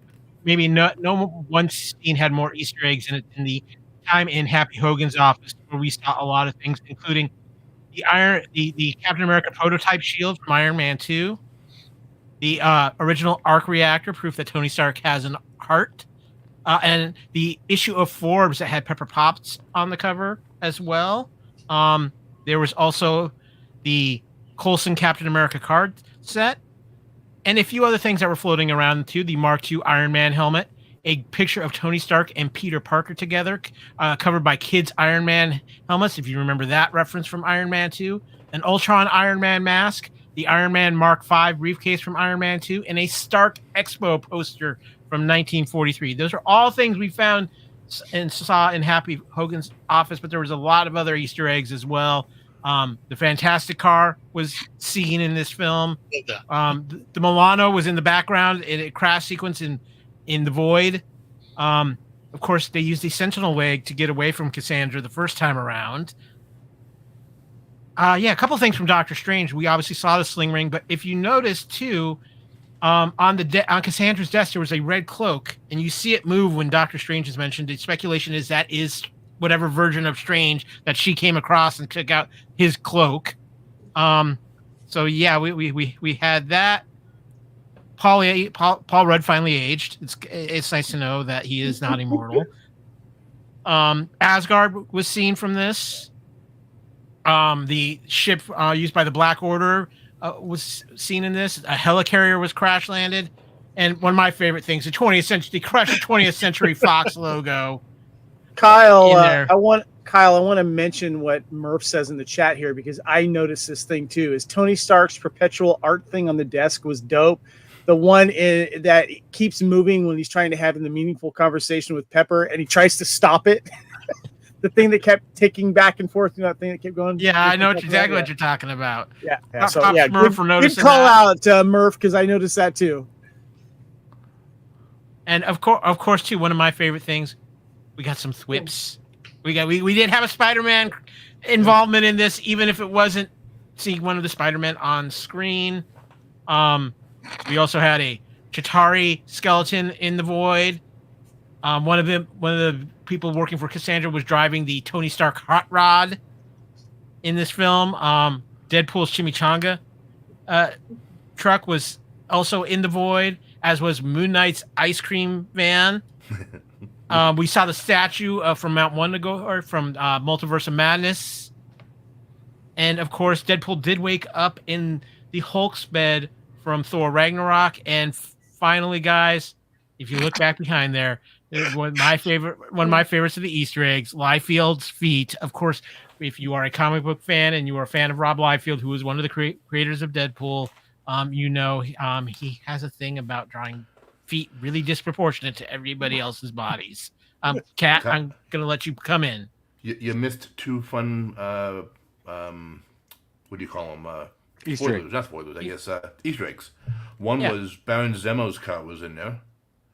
And two, if you look at the beginning, when you see the bad guys riding in on Deadpool and Wolverine the first time, one of the four motorcycles is actually the motorcycle from X-Men 2, I think, the one that Hugh Jackman rode off on. Oh, okay. So, yep.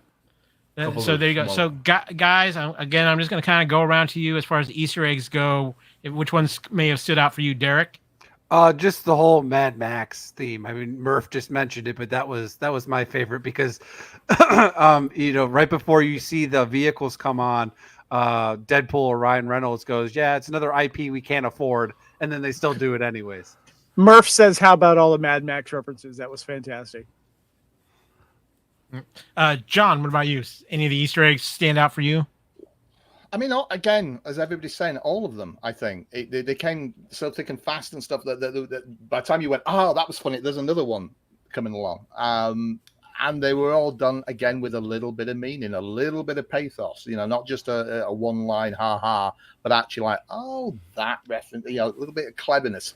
I always like it when a script or a TV show or a film doesn't just do something but knows why it's doing it. Sometimes people just will throw something and you just go, yeah, that was wasted, that was stupid, you've lost the context on this. Every little nod in here had some fun aspect or some context to it.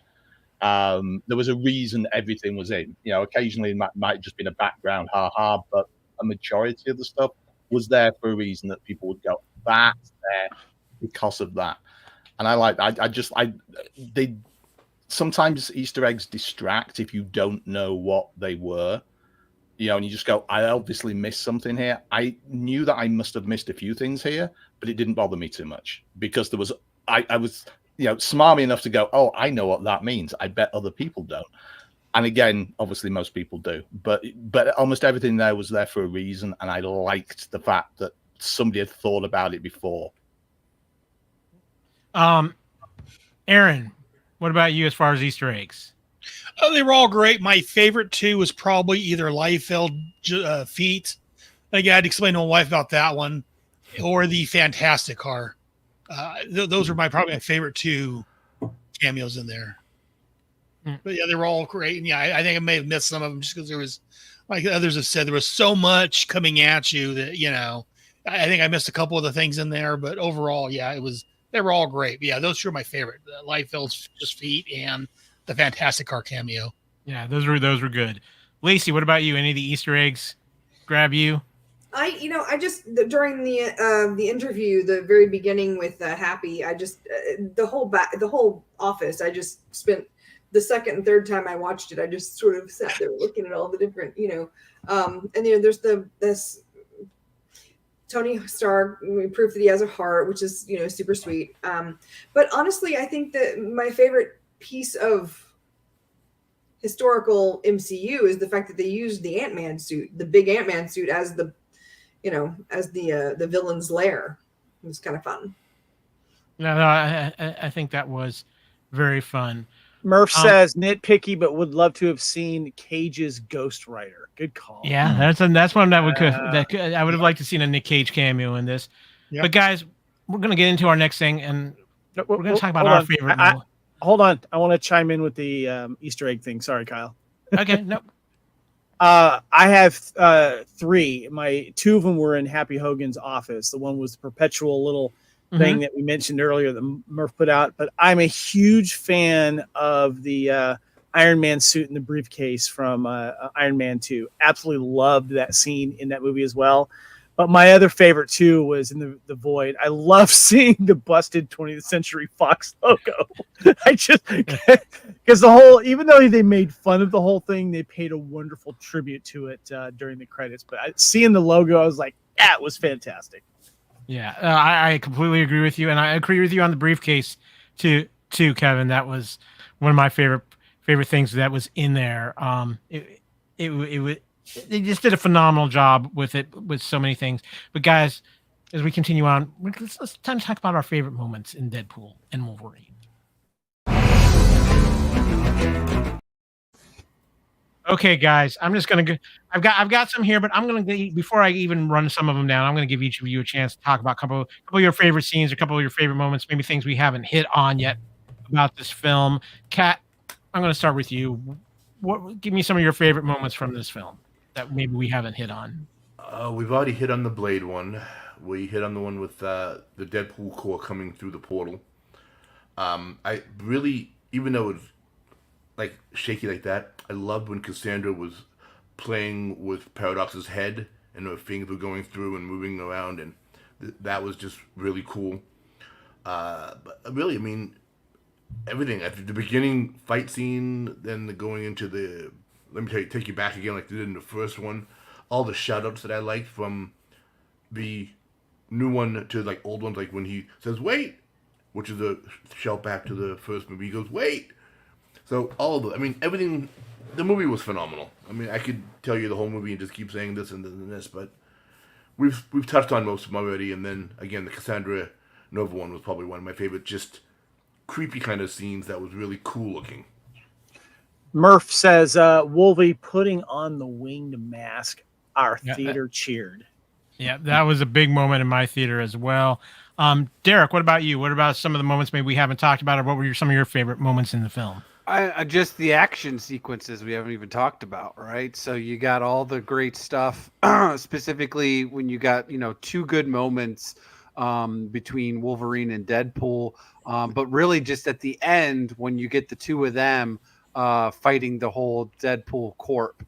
Obviously, we talked about the cameos, but just that action sequence, right? Like I said, poor Nice Pool can't regenerate, but everyone else apparently can, and Deadpool found that out. And yeah, it was just hilarious. But yeah, Greg said great action scenes, and then everyone has a Peter, and that's who really saved the day. So, very good point. Lacey, what about you? What are some of your favorite? I think that I'm assuming we're going to talk about fight scenes later. You can bring them up now. Okay. This is the time. Okay, Yep. so I love the fact that for every fight scene that people have been wanting forever, like when Wolverine gets ready to fight, Daredevil, Deadpool, he turns and he looks and he says, "Get out your special sock. This one's going to be good." Or when he gets ready to fight, when Wolverine gets ready to fight Taylor Maine's Sabretooth, it's people have been waiting for 20 years for this. You got to look right. You got that taking all the swords out and stuff. So it's just little bits and bobs where they tag the audience and included the audience in it, and the comic timing of Deadpool's ability to be able to pull in like filmmaking type things when he starts talking about like Death by Day player in the opening scene, and where the hell is the intimacy coordinator after the hand, the skull thing, and then bringing it back with like product placement and starting out by saying that the Honda Odyssey, when untreated chlamydia was coming back, the Honda Odyssey brought it out to compete, and then rolling it over later and saying, you know what, I was wrong. Honda Odyssey fought hard. So just the little, it's so good, but the way they pull in the audience and make you feel like you're a part of, like, filling out all the bits and pieces that you wanted in every other Deadpool movie or in every other Wolverine film or in every other, pick another Fox movie, I just kind of that love letter that we've all been talking about over and over again. I think that those little pieces are kind of like the bits that really make me happy. Okay, here. Aaron, what about you? What's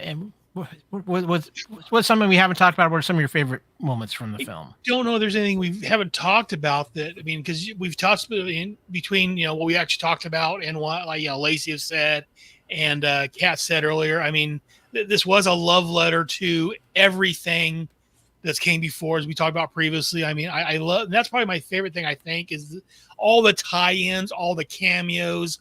I say the Fox, when they're talking about Henry Cavill leaving DC, better than the dicks across the street or whatever. Just all the all the different references which you expect to see in a Deadpool movie. It was fantastic, and like I say, that you guys mentioned the fight between Wolverine, Sabretooth, and Deadpool saying, "Well, no, we got to pull the swords out. Let's get y'all out, because they've been waiting 20 years for this, and we got to do this." And just everything in there was just fantastic. I want to see it again, so I can take, like Lacey said, take some time and look at everything going on, because when I first watched, I'm watching the main scene, and so I'm missing a lot of these little cameos, like in The Office and stuff, because I'm trying to watch the main thing going on, but all this other crap going on in the background that just, if you're watching it on a repeated viewing, you can catch these little things, and I missed that the first time. So it's a fantastic movie. I love it all.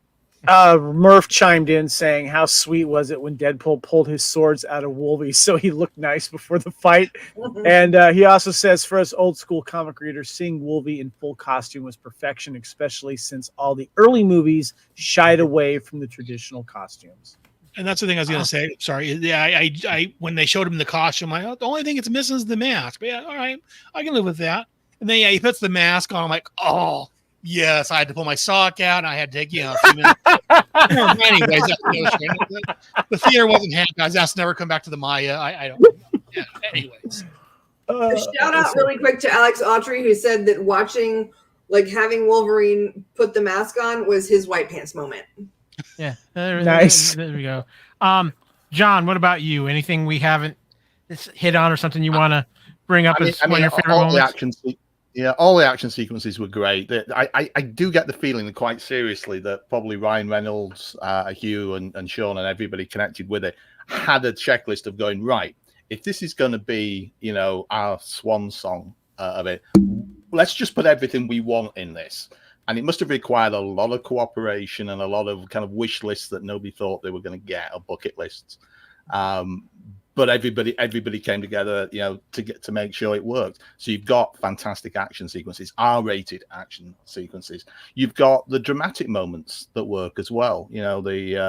The Laura and Logan moment where she talks about him being the wrong person for everything until he's the right person. Those work independent. The fight sequences work as fight sequences. The emotional sequences genuinely work. They don't feel like filler. They feel like genuinely nice emotional beats. You've got all the love letters to the past of both the previous movies and the comic books. So it's all of those kind of things dovetailing together. It shouldn't work. It really shouldn't. One of those things should fail at the expense of the other thing. But it was perfect. It was a mess, but it was a gloriously messed up thing that works on every level. I think for what it was meant to be. It's not War and Peace. But also it's not Showgirls. So there you go. Or maybe it is. I don't know. Mr. Reitzel. Okay, I have 3 that come to mind here.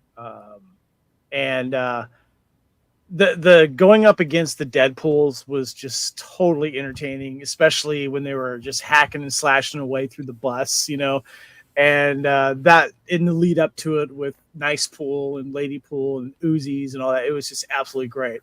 My favorite scene, I'm going to give you my most surprising scene and favorite scene. My favorite scene is the opening scene. The whole thing going up against the TVA with the Logan Bones and dancing to NSYNC's Bye Bye Bye. I mean, it was just so fun and so freaking, fucking funny.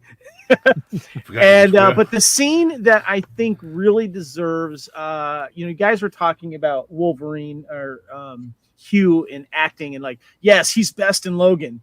He had some great moments acting in Logan, but I tell you, that scene in the Honda Odyssey when they're sitting in there and he's calling out Deadpool on his shit and just totally laying into him. It's really hard to act with a mask on. And we've seen some good mask acting throughout The Mandalorian, but Ryan Reynolds moving and kind of putting his face in certain when he's just basically getting berated by a really nice acting scene by Hugh Jackman as Wolverine was one of my favorite moments, because then it leads to that moment of silence. And then Deadpool goes, okay, we're going to fight now. And then there's just, they just beat the shit out of each other inside that Honda. Well, and let's throw in the music cue to that scene too. Could play with the Grease. You're the one that I want. Yeah. I want to shout out Murph here. He says, question for the panel: who's the genius? Our conversation on the way home was responsible for the incredibly creative, funny, and referential writing. Who is the genius?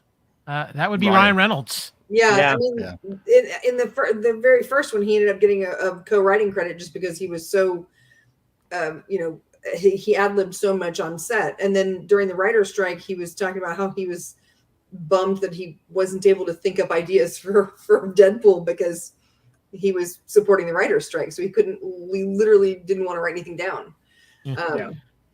So I want, speaking of the writing and stuff, there's a few other things we haven't discussed I want to hit on real quick here that I found in my research and some of my favorite things in the movie. Love the fact that when it opens it up and the music's playing, it's actually Deadpool humming the MCU fanfare. That's just great. Kevin's talked about it before. It's one of my favorite scenes. Him using Logan's adamantium bones as weapons. He confirms that there are 206 bones in the human body. He has 207 when he watches Gossip Girl. Can I ask a question about the adamantium skeleton? Mm-hmm. For the comic guys out here, how is he able to break them? That's the only thing that I was like, well, that doesn't seem right. Like, how is adamantium? The bones are lined with it, but they're not necessarily connected with the adamantium. Yeah. So each bone is like, the finger would be this piece of the bone, and then this piece of the bone, but the knuckle wouldn't be bone. It would just be regular bone, not adamantium. Cool. Just checking. Thank you. That's how they explained it in the comics. Okay. Can I also make one observation about sort of like we talked about Easter eggs and stuff before. There's obviously the scene from Secret Wars that nobody's mentioned, which is the Thor Deadpool moment, which has never happened. So I'm wondering whether that's going to be in the future. We're gonna get to that in just a minute, John, because I got some for that too. The Fox universe receives its official multiverse designation as Earth 10,005. A great joke based. What? It was 1000015, I thought. It was 3 zeros actually. 10005. Yeah. Okay, 555. He called it 10005. Okay. There's a great joke in this film based on real life note from Kevin Feige. Cocaine was seemingly off limits for this movie. As such, Deadpool declines all of Lyondell's offers to do coke, even with her special nicknames, including "Do you want to build a snowman?" Referencing Daisy's Frozen. Yes, but I can't. I love that. Henry Cavill wasn't the only shot at DC in this film. The power of the Marvel Universe is about to change, according to Marvel Jesus. Obviously referencing to Rock in his Black Adam film when he kept saying the power of the DC Universe is about to change. I didn't catch that because I only saw that movie once. Yeah. I still haven't seen it, so past me. Another fun one. Rejecting the TVA's offer, Deadpool and Wolverine cuts back to Wade taking out TVA agents with Logan's bones. However, his final kill is with his katana after one of the soldiers disses Canada, resulting in Wade echoing an unforgettable sentiment and slap from Will Smith at the 2022 Oscars. Get my country's name out of your mouth. And my sword. Yeah, exactly. Introducing Wolverine to the MCU, Deadpool does note that Logan's coming in at a low point. Marvel's way of basically self-admitting that they've made some missteps since Endgame. Murph brought it up. After decapitating Wolverine, Deadpool refers to the X-Men villain as Furiosa to the rest of the convoy. A great Mad Max reference. At one point, Deadpool threatens to have Cassandra subjected to Wolverine performing Music Man with no rehearsal time, a reference to Hugh Jackman's recent 2021 to 2023 Broadway run. Pretending that Wolverine wanted to have sex with him, Deadpool warned that he was going to tell Blake. Of course, Blake Lively being Ryan Reynolds' wife. Still wanting to know more about Wolverine's costume, Deadpool says that Logan looks like he plays for the LA Rams, who do share the same yellow and blue color scheme. I laughed at that. Blade tells Deadpool that he doesn't like him, to which Raid responds that he never did. This being a reference to the rumored feuding and or rivalry Reynolds and Snipes were said to have on the set of Blade Trinity, where Reynolds played Hannibal King. To be specific, that's where he was in his smoking pot all the time in the yeah he was in his days. Struggling to make sense of Channing Tatum's New Orleans accent as Gambit, Deadpool asks if his dialect coach was the Despicable Me Minions. We've talked about Wesley Snipes claiming there will only be one blade. I thought this was a nice little Easter egg. Before the battle begins, Laura dons the same sunglasses she wore in 2017's Logan. Reuniting with Dogpool and Nicepool, who came out of the portal cast by Cassandra, Deadpool Primes calls Nicepool Van Milder. Murph says, by the way, there will only be one blade, and then Deadpool stares down the camera. Yeah, exactly. Before the major variant fight, Deadpool does comment that the concept of the multiverse has been in an apparent decline, even as Nicepool positively retorts that things have only been getting better since Endgame. Apparently, Nicepool never watched Secret Invasion. Oh, God, yeah. Deadpool gives the Vulcan salute to Logan from behind the glass door, mirroring, of course, Spock's death and sacrifice in Wrath of Khan. He does Superman, too. Yes, Superman as well. And one of my favorites, at the end of the battle, Logan and Wade get shawarma, just like the Avengers did at the end of their first movie in 2012. That's because they invented it. Yes. Well, yeah. Deadpool also claims Earth Midas heroes discovered the food. and finally, taking Logan back home to be with his friends and family, food is ordered from Feige's Famous Pizza, a reference to the Marvel Studios president himself. So, now, guys, as we wrap up our Deadpool portion of this, we might be wondering about the way this movie ends. It's like, well, Deadpool's still on his universe. How's he going to be part of the MCU proper? And The worst nightmare of anybody in the MCU is the fact that they seem to forget Deadpool has a TVA device still. This is not a good thing to all of my fellow podcasters. There is no doubt we are going to see Ryan Reynolds again in the MCU. I think that there is something to be said for the Thor scene, even though it was pulled from Thor Dark World, where they put in Deadpool over Loki. John, I think you hit on it. Deadpool is not done in the MCU, and he really should not have that. I'm even scared for our own reality at this point. It's going to be interesting. It's going to be interesting to see what the implications going forward. I think definitely. It was bad enough him having Cable's. It was bad enough him having Cable's time travel device at the end of the last one. Yeah, now the TV. Yeah, no, it doesn't bear well for anybody. Kat, you said something, and I actually agree with you. I'm hoping that he'll be the new Stan Lee. Yeah, could Deadpool be the new Stan Lee and just making random appearances in Marvel movies going forward? Can you just see him like walk into like a serious moment in like Avengers, whatever? Yeah, you need Tony Stank. Victor Von Stank. Or he just goes, as Vinny says, the proposal. Well, we can see a big fight scene in some of the movie, and then Deadpool sort of just walk by and go into like a cafe and get a mochaccino or something like that. I mean, don't mind me. I'll come back later. Deadpool 4. Guys.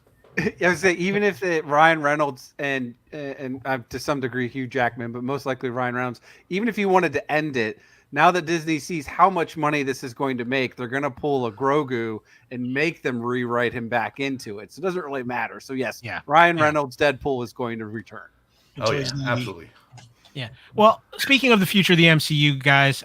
Oh, Lacey, go ahead. Lacey, sorry. I was just going to say, can we just shout out the final scene where Hugh Jackman, like his shirt just explodes and everyone makes fun. There was the comment, and you see Deadpool going, damn. Yeah, and the comment, he's let himself go. He's let himself go since the divorce, whatever. And then you see that shot, and then you see Deadpool, like you said, like leaning back or whatever. Then on top of it, when they walk out, the guy from earlier is standing there just going, oh, and then he walks into frame, and the woman's like, and it's just like everyone's just going, damn. And I think that the comment was, "Put your greasy tits away, you preening slut," or something like that. He's definitely kept himself in shape. Goodness gracious. Yeah. Well, the MCU, I saw some of Murph's comments there. He wanted to know what the future, what Earth are we going to be on? I think we might have gotten a few questions of those answered here. Before we close out this episode, I got a little MCU news. It's time for Snit, Thwip, and Kapow. Let's get to some MCU news. Okay, guys, I know this podcast is running long, so I'm just going to hit some of this stuff just real quick. It was the MCU's weekend. Between what Deadpool has done and what was announced at Comic-Con was absolutely huge. Marvel Studios returned to Hall H, and they had a lot of different things they talked about. First and foremost, the Fantastic Four. The entire cast was there, looking great. They showed some footage. They talked about it. It will actually be coming out Comic-Con week. It's taking this Deadpool spot next year. It will be coming out this same weekend next year. We even got a glimpse of the Fantastic Cars that came down and picked up the cast and took them off stage. If you have not, and it takes place in the 60s, right, Kyle? Well, it's actually, from what I'm gathering, it's a different Earth, a period piece, and it's going to be very interesting to what they do, because not only are we getting this Fantastic Four movie, they did confirm the Fantastic Four will be taking part of the next 2 Avengers films too. So that is going to be very interesting. But I love this cast. There's some footage that's been leaked online from Comic-Con. It's been pulled down a lot of places. If you have not had a chance to see it, it's actually very fun. And the final shot of Galactus's eyes looking through a building is absolutely phenomenal and a holy shit Marvel moment. So this is going to be the big thing next year in this time slot, guys. Be ready for it. Plus, of course, we've all seen the trailer, Captain America Brave New World, Harrison Ford taking over the William Hurt Hurt role. They had a few interesting announcements there. Giancarlo Esposito announced finally that his character will be the character Sidewinder, who is a classic Captain America villain in charge of the Serpent Society. We got to see a couple of the different costumes that we're going to see Sam Wilson wear in this film. I am very, very excited about this. They talked about this film getting back to that ground roots Captain America, much like the Winter Soldier, and along those lines. Lacey? And the poster has that's Red Hulk's hand. Right? Red Hulk. That is the Red Hulk's hand. We are getting the Red Hulk in this. I think we're going to get a few other people if the rumors are true, but that is unconfirmed. But we also got Thunderbolts. This has been filming for a while. This is going to be kind of maybe the Suicide Squad of the MCU. Of course, your leads in this are Julia Louis-Dreyfus, Florence Pugh, and Sebastian Stan. There is a great debate online right now of who had the better hair, Florence Pugh or Sebastian Stan at this panel. I'm excited for this. I love Florence Pugh as her version of the Black Widow. David Harbour, always great. He's returning as Red Guardian. Showed up at the panel in costume, being upset because he said they all told him that you were supposed to show up in costume. David Harbour is wonderful. Again, this is going to be more of the ground-rooted type film with a lot of different villains in it. Here we see the entire cast. You're going to be seeing Wyatt Russell return as U.S. Agent. You're going to see Hannah John Kamen return as the Ghost. Taskmaster will be back in this. A couple other people in this. The rumor is that the Sentry will be introduced in this film, so that is going to be very interesting. But the big news coming out of Comic-Con was the announcement. No longer Avengers Kang Dynasty. It is Avengers Doomsday coming out May 2026. And in May 2027, Avengers Secret Wars. But some familiar faces are returning to take the helm of these films as the Russo brothers are officially back as part of the MCU, directing and writing the two Avengers films. If anybody knows what to do with these films, it's the Russo brothers. I know some people might want to see some fresh faces on this, but I think this is the wise decision here. But that wasn't even the biggest announcement, because all of a sudden on stage came a lot of guys in green robes and a mask, and then a particular one walked forward. Robert Downey Jr. is back in the MCU, but he ain't Tony Stark anymore, or maybe he is, but an alternate version, but he is playing Dr. Doom in Avengers Doomsday. There are some rumors he might even show his face in Fantastic Four and be Dr. Doom in Secret Wars. The place exploded. If you have seen the video, has been circulating online. Robert Downey Jr. returning to the MCU as Dr. Doom, as he said at the on stage. What can I say? I like to play complicated people. Guys, there's just so much going on here. John, I know you've got to depart with us here soon, so I'm really interested on your takes, especially on what was announced at Comic-Con. I mean, San Diego Comic-Con always has the big announcements, but the interesting thing here is I don't think anybody could have had this on their bingo card for everything that was coming out. Some fascinating stuff, Fantastic Four stuff. I've always kind of had Fantastic Four pleasure. It's always missed the mark, but it's always been full of potential.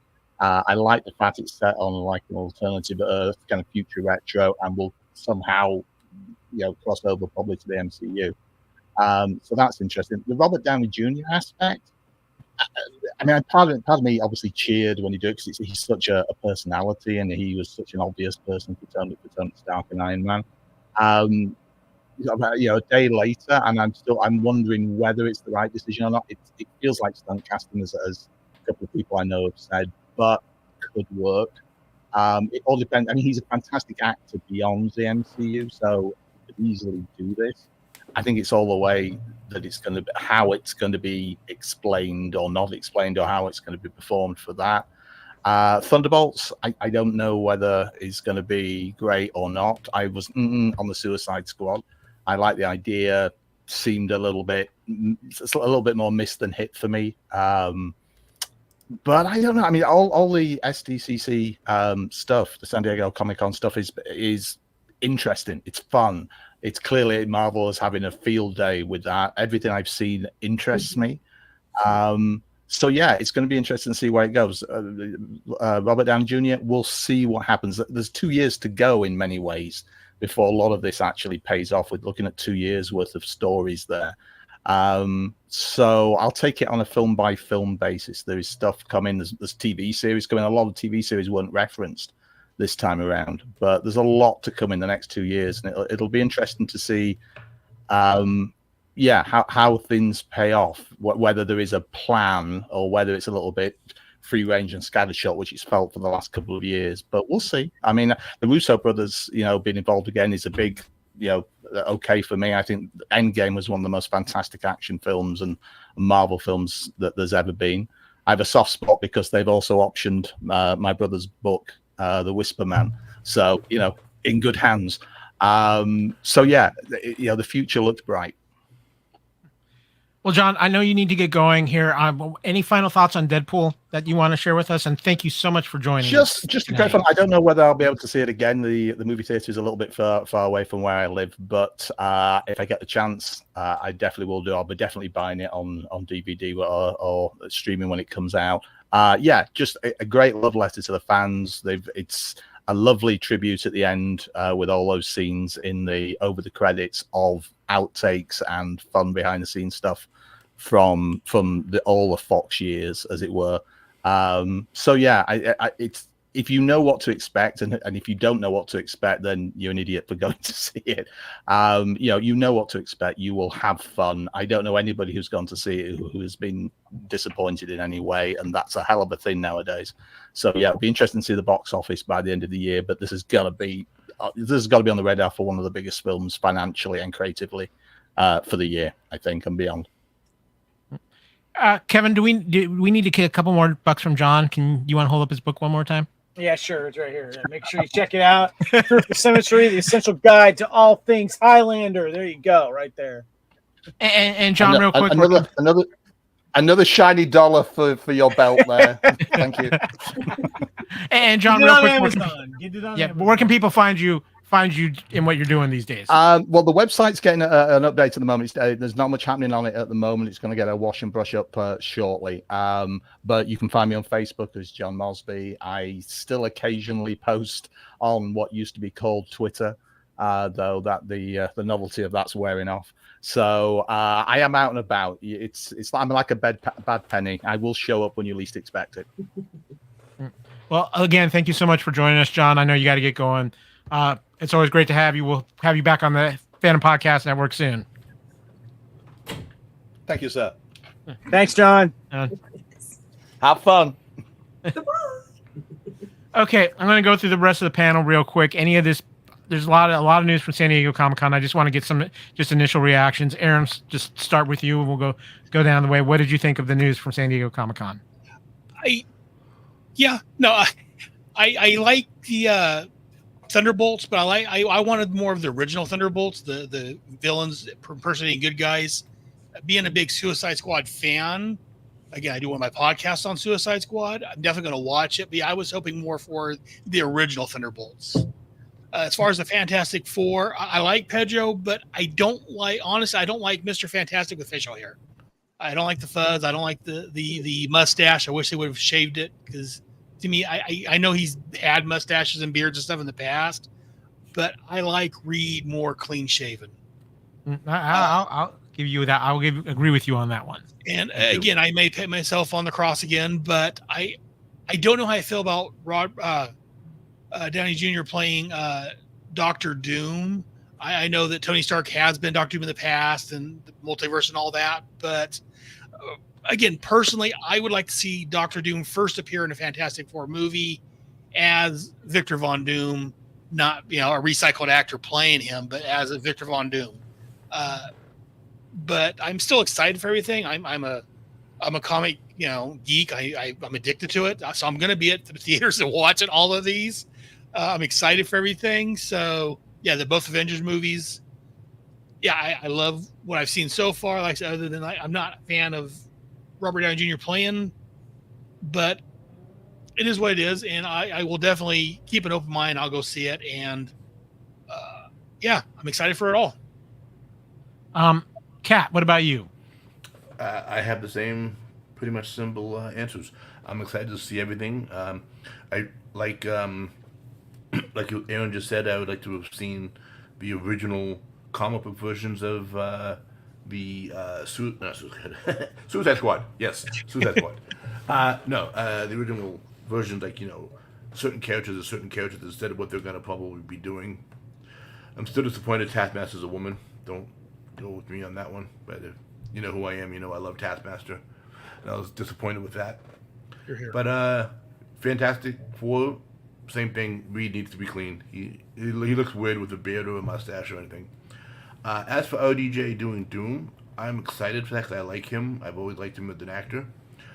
And I think they're going to be doing the issues where Doom takes over Stark and switches minds with him. That's what I'm thinking they're going to be doing. So essentially we will have an Iron Doom, which is what I'm hoping for. Pause crossed. Other than that, everything else was really cool.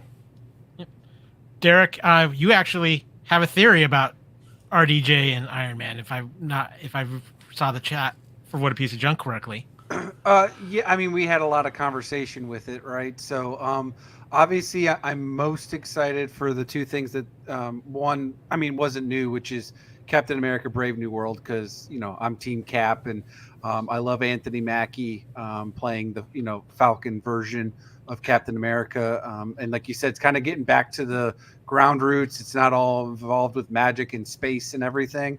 I mean, you got vibranium, right, with a little bit of Wakanda in there, but outside of that, it's more about the people, and this is obviously a different version of Cap, right? We don't have the super secret soldier serum for Anthony Mackie, so everything he does is just basically being a man, and that's where I like it. For the whole RDJ, again, I'm with the guys, but here's the thing that I'm excited, though, is that it's the Russo brothers. And the Russo brothers have written, in my opinion, 4 out of the best top 10 MCU stuff, probably 4 out of the 5 for me. Obviously, you have Winter Soldier, you have Civil War, and then you have Infinity War and Endgame. So the fact that they brought them back, I'm trusting them that their story is the reason why they're bringing Robert Downey Jr. back to play this, because as Kat mentioned, and Aaron's familiar with the comics, right? There's versions of this that's happened, whether that is the it's a clone, it's a variant, it's a Doombot essentially. It's not really a person. Is it going to be a Skrull that's just taking this? Is it the mind? Is it the infamous Iron Man? Is it, all the different things that they can do with it? But the fact that the Russos are helming this, I'm okay with that. Then I'll trust them that I'm going to get a good story. It's going to be clean. It's going to make sense. It's going to tie into everything that's going to be from Fantastic Four. Yeah, I'm with the guys in the Fantastic Four. The only thing I do love about, though, is the visualization that they're doing with this 60s or 50s, 70s timepiece of sci-fi, right? So if you think of the classic sci-fi stuff that our parents grew up on or grandparents grew up on, this is what it's paying an homage to. And I'm okay with that because I know it's from a different universe timepiece type deal. So it's not obviously going to be the same variants that we're used to in Earth 616 Fantastic Four, and that's okay. As long as it's a good story, I'm on board. Lacey, what about you?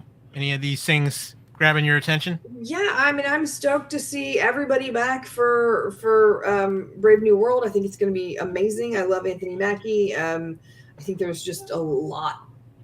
I'm worried that there seems to be about 7 different plot lines just from the trailer. So I'm worried about the amount of storyline they're going to tackle.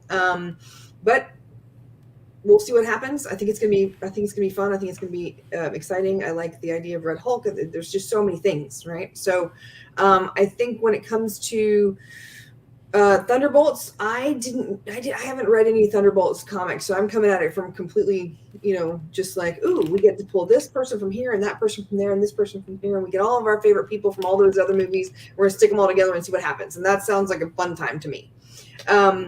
With the Robert Downey Jr. situation, I think that regardless of Kevin Feige or the Russo brothers or anyone else, RDJ was very specific, very clear that he was not going to come back as Tony Stark unless there was a damn good script to bring him back to the MCU.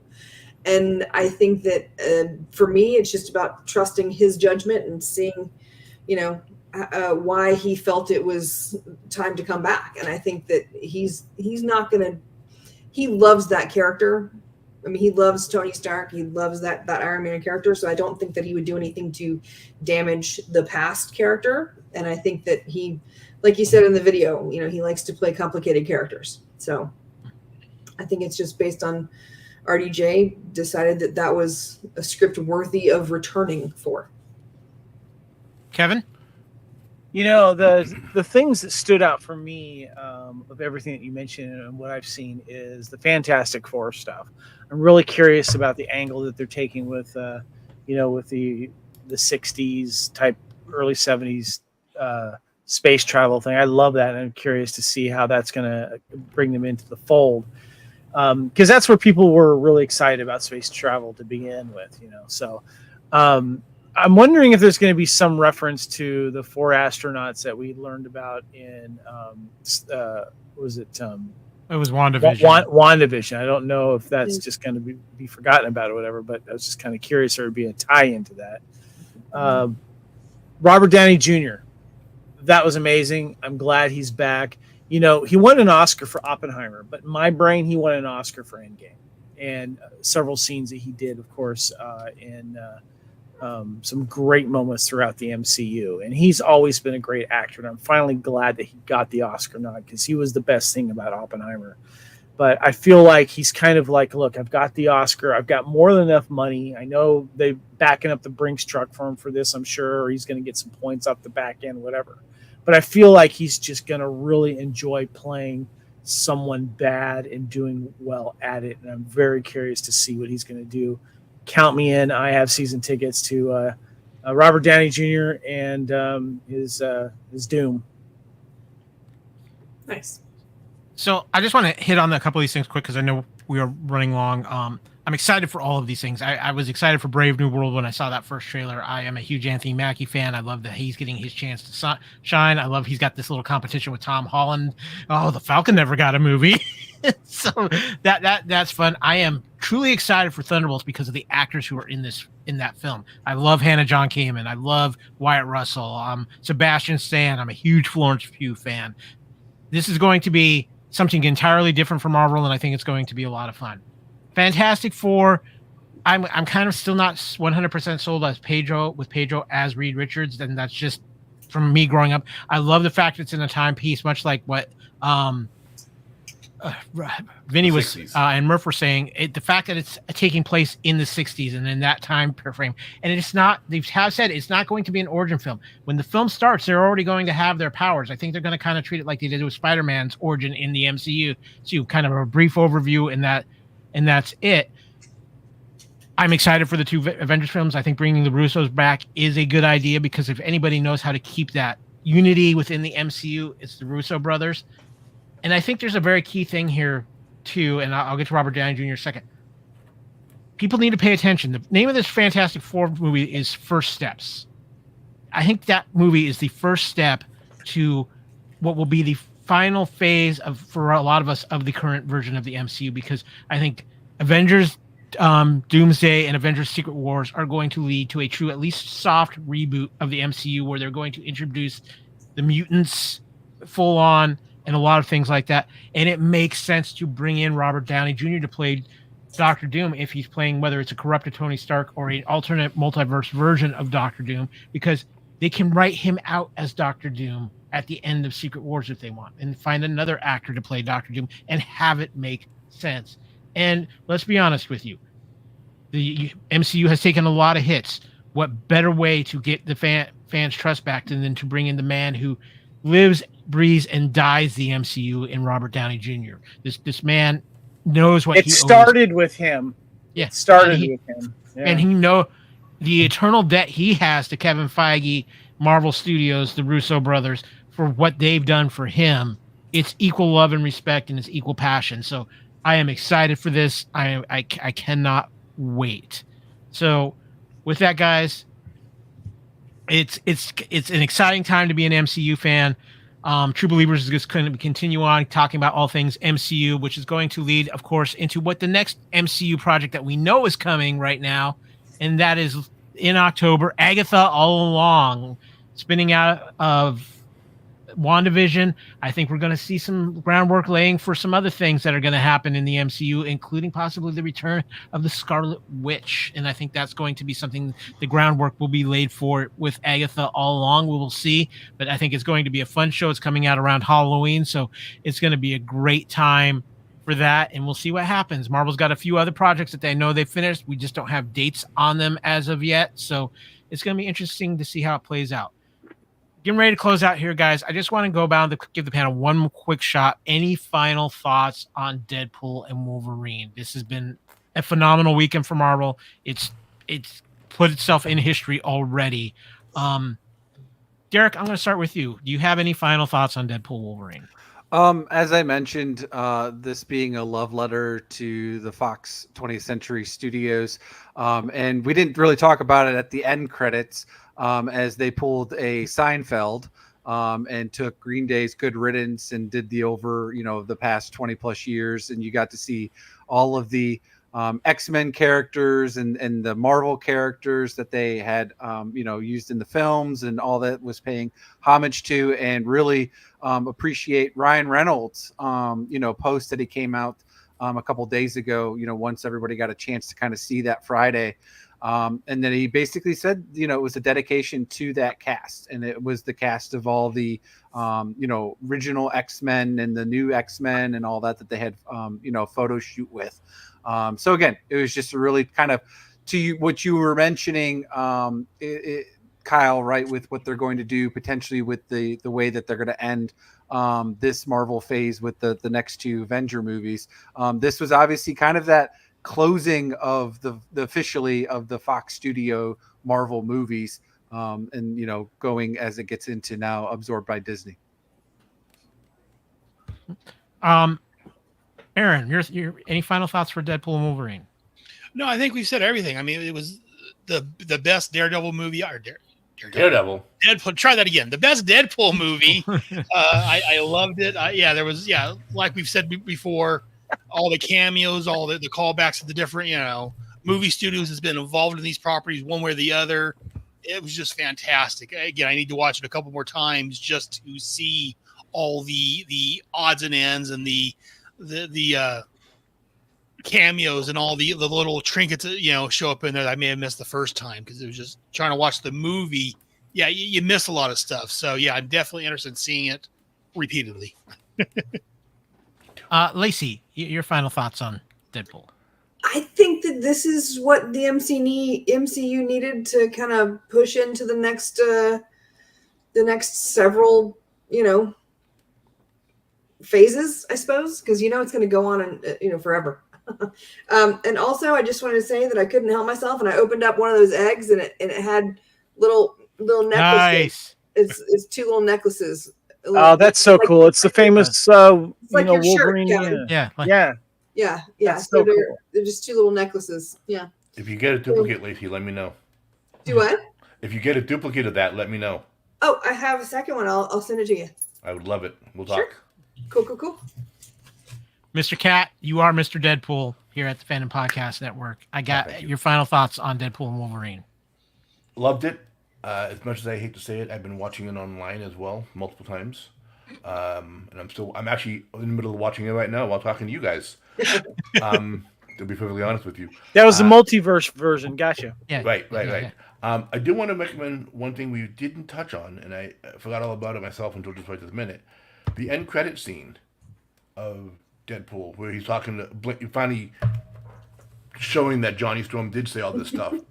There's one other, but he's totally egging him on in the totally. camera footage. But Tell me more. There's one slight cameo we all forgot about. In that scene, they show from Johnny's perspective, they look over Deadpool's shoulder. There's a little three-eyed camera that turns. Yep. I'm betting you that might be Kevin from She-Hulk. The end of She-Hulk. That's right. Hey. Yes. Good call. Yeah. Yeah. So that's probably my favorite cameo of non-Deadpool cameos. That's pretty cool. Yeah. That's what I want to see is Deadpool and She-Hulk having a fourth wall break discussion. Oh God. It's great in the comics. They did it. Yeah. Yeah. They had fun with it in the comics. Kevin, I said at the start of the show I was going to have you podcasting till you were 90. I think you hit 90 but the length of this show has gone. Yeah, I know, geez, but no, it's I'll just wrap it up. First of all, I want to give a shout out to Murph and his son Vinny. Been watching, commenting. Vinny said, "My faith in the MCU has been restored," and I feel like a lot of fans feel that same way, Vinny, because you got to see some familiar faces come back from in front of the camera and behind the camera, and I think it was a great thing to do. Right on the huge success of Deadpool and Wolverine. I'm very curious to see how much money it's going to make. And I'd like to know what the actual budget was just for the promotion of this film. I hope that comes out, because I think they're going to pay for that, because sometimes the budget for the marketing of these films is more than the actual budget for making the film. But it's obviously, it seems to be bringing people back to the theaters. This is what I was excited about. I go to the theaters all the time, and I want to see people coming back to the theaters, but there has to be good stuff to bring them back in. And I'm glad that Deadpool and Wolverine did that. And I loved the tribute to the Fox films and the behind the scenes and the interviews. And I just thought that was great. Yeah, I think for me, I knew this movie was going to be huge. I don't think anybody thought it was going to be this huge, but it is so much fun. Again, to me, it's my favorite Deadpool movie, and I love the original Deadpool, and this surpasses this. I think this is going to be a very interesting time to be an MCU fan. I am truly excited for Brave New World, which will be the next film coming to the MCU in February of next year. There's still some other TV projects that I know are finished, but they haven't announced anything about them yet. However, I'm just going to throw this out there. D23 is early next month. I expect to be more, not only Marvel announcements, but Star Wars announcements then too. So it's a very interesting time for Disney as a whole. So that's going to be very interesting to see. I love this movie for being the love letter to Fox, to what happened with Fox, for what it is, because for a lot of us, that was the only comic book movies we were getting for a time. And I remember when X-Men came out and we were blown away by it, because it was just, we never thought we'd even see that on screen. And obviously Wesley Snipes being the OG, the man who is probably responsible for the MCU getting created in the first place. If there's no Blade, if Blade doesn't succeed, none of this happens. So it's great that they gave all this love and shout out. And the closing credits scene is absolutely phenomenal. I cannot wait to see this movie again. This will be a movie I watch many times. Yes, sir, Mr. Reitzel. I just want to say shout out to Murph and his son. And Murph says the Honda Odyssey indeed fucks.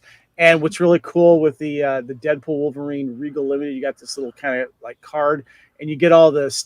It shows the back of the Honda Odyssey. And there's the bumper stickers that says, "My other ride is your mom." Zero Fox given, spandex crossing, got claws. Yeah, there's a bunch of funny stuff. Wait, does it say zero fucks given or Fox? F-O-X? Fox. Zero Fox given. That is fantastic. Oh, and also too, proposal. Okay, Van Milder. Okay, guys, real quick. Aaron, I'm going to start with you. Where can people find you on social media? Where can they find your network out there in the different versions of things to listen to a podcast? Well, I'm usually hanging out in the nearest street corner. No, I'm sorry. You can find you online. I got confused. Sorry. Headspeaks.com. Actually, from a podcast, you can go to headcast.headspeaks.com. I'm on Facebook at facebook.com/groups/headcast network. Also, I've got a second group for my G.I. Joe, facebook.com/group/G.I. Joe. I don't do much on X or Instagram like I should, but I'm on Headcast Network on those. I can reach via email at headspeaks.com. And anywhere we're talking about comics, you can find me. And thank you very much for having me on, guys. I appreciate it. Thank you so much for being on, Aaron. Derek, we know we can find you helping fly the drunk and going in around What a Piece of Junk here on the Fandom Podcast Network. Where can people find you on socials? Facebook under my real name, or like you said, the What a Piece of Junk Facebook group. Find us out there if you like Star Wars. Kat, where can people find you celebrating all things Deadpool? At Deadpool. No. I'm everywhere at Static Cat. That is until the TVA comes and finds them for streaming things, but that's going to be a whole different Different story altogether. Lacey, we know you're all over the place here at the Fandom Podcast Network, including Time Warp, Couch Potato Theater. In fact, you're going to be joining us for our upcoming Couch Potato Theater, The Edge of Tomorrow, continuing Time Travel Month, our year here at the Fandom Podcast Network. But where can people find you on the socials? I am on Facebook, X, Big Sky, Blue Sky. What is it? Sky. Blue Sky. Okay. I'm on Threads. I'm on Letterboxd, Instagram. Well, everywhere but Instagram, I'm Lacy Pants. On Instagram, I'm the Lacy Pants because apparently that's where I'm special. Kevin, when you aren't having an extra bone in your body from watching Gossip Girl, where can people find you? Oh, for me, it's Saved by the Bell college years. You'll get that if you watch Time Warp Raiders and movies and TV. Kapowski, ladies and gentlemen, we've been Kapowski'd.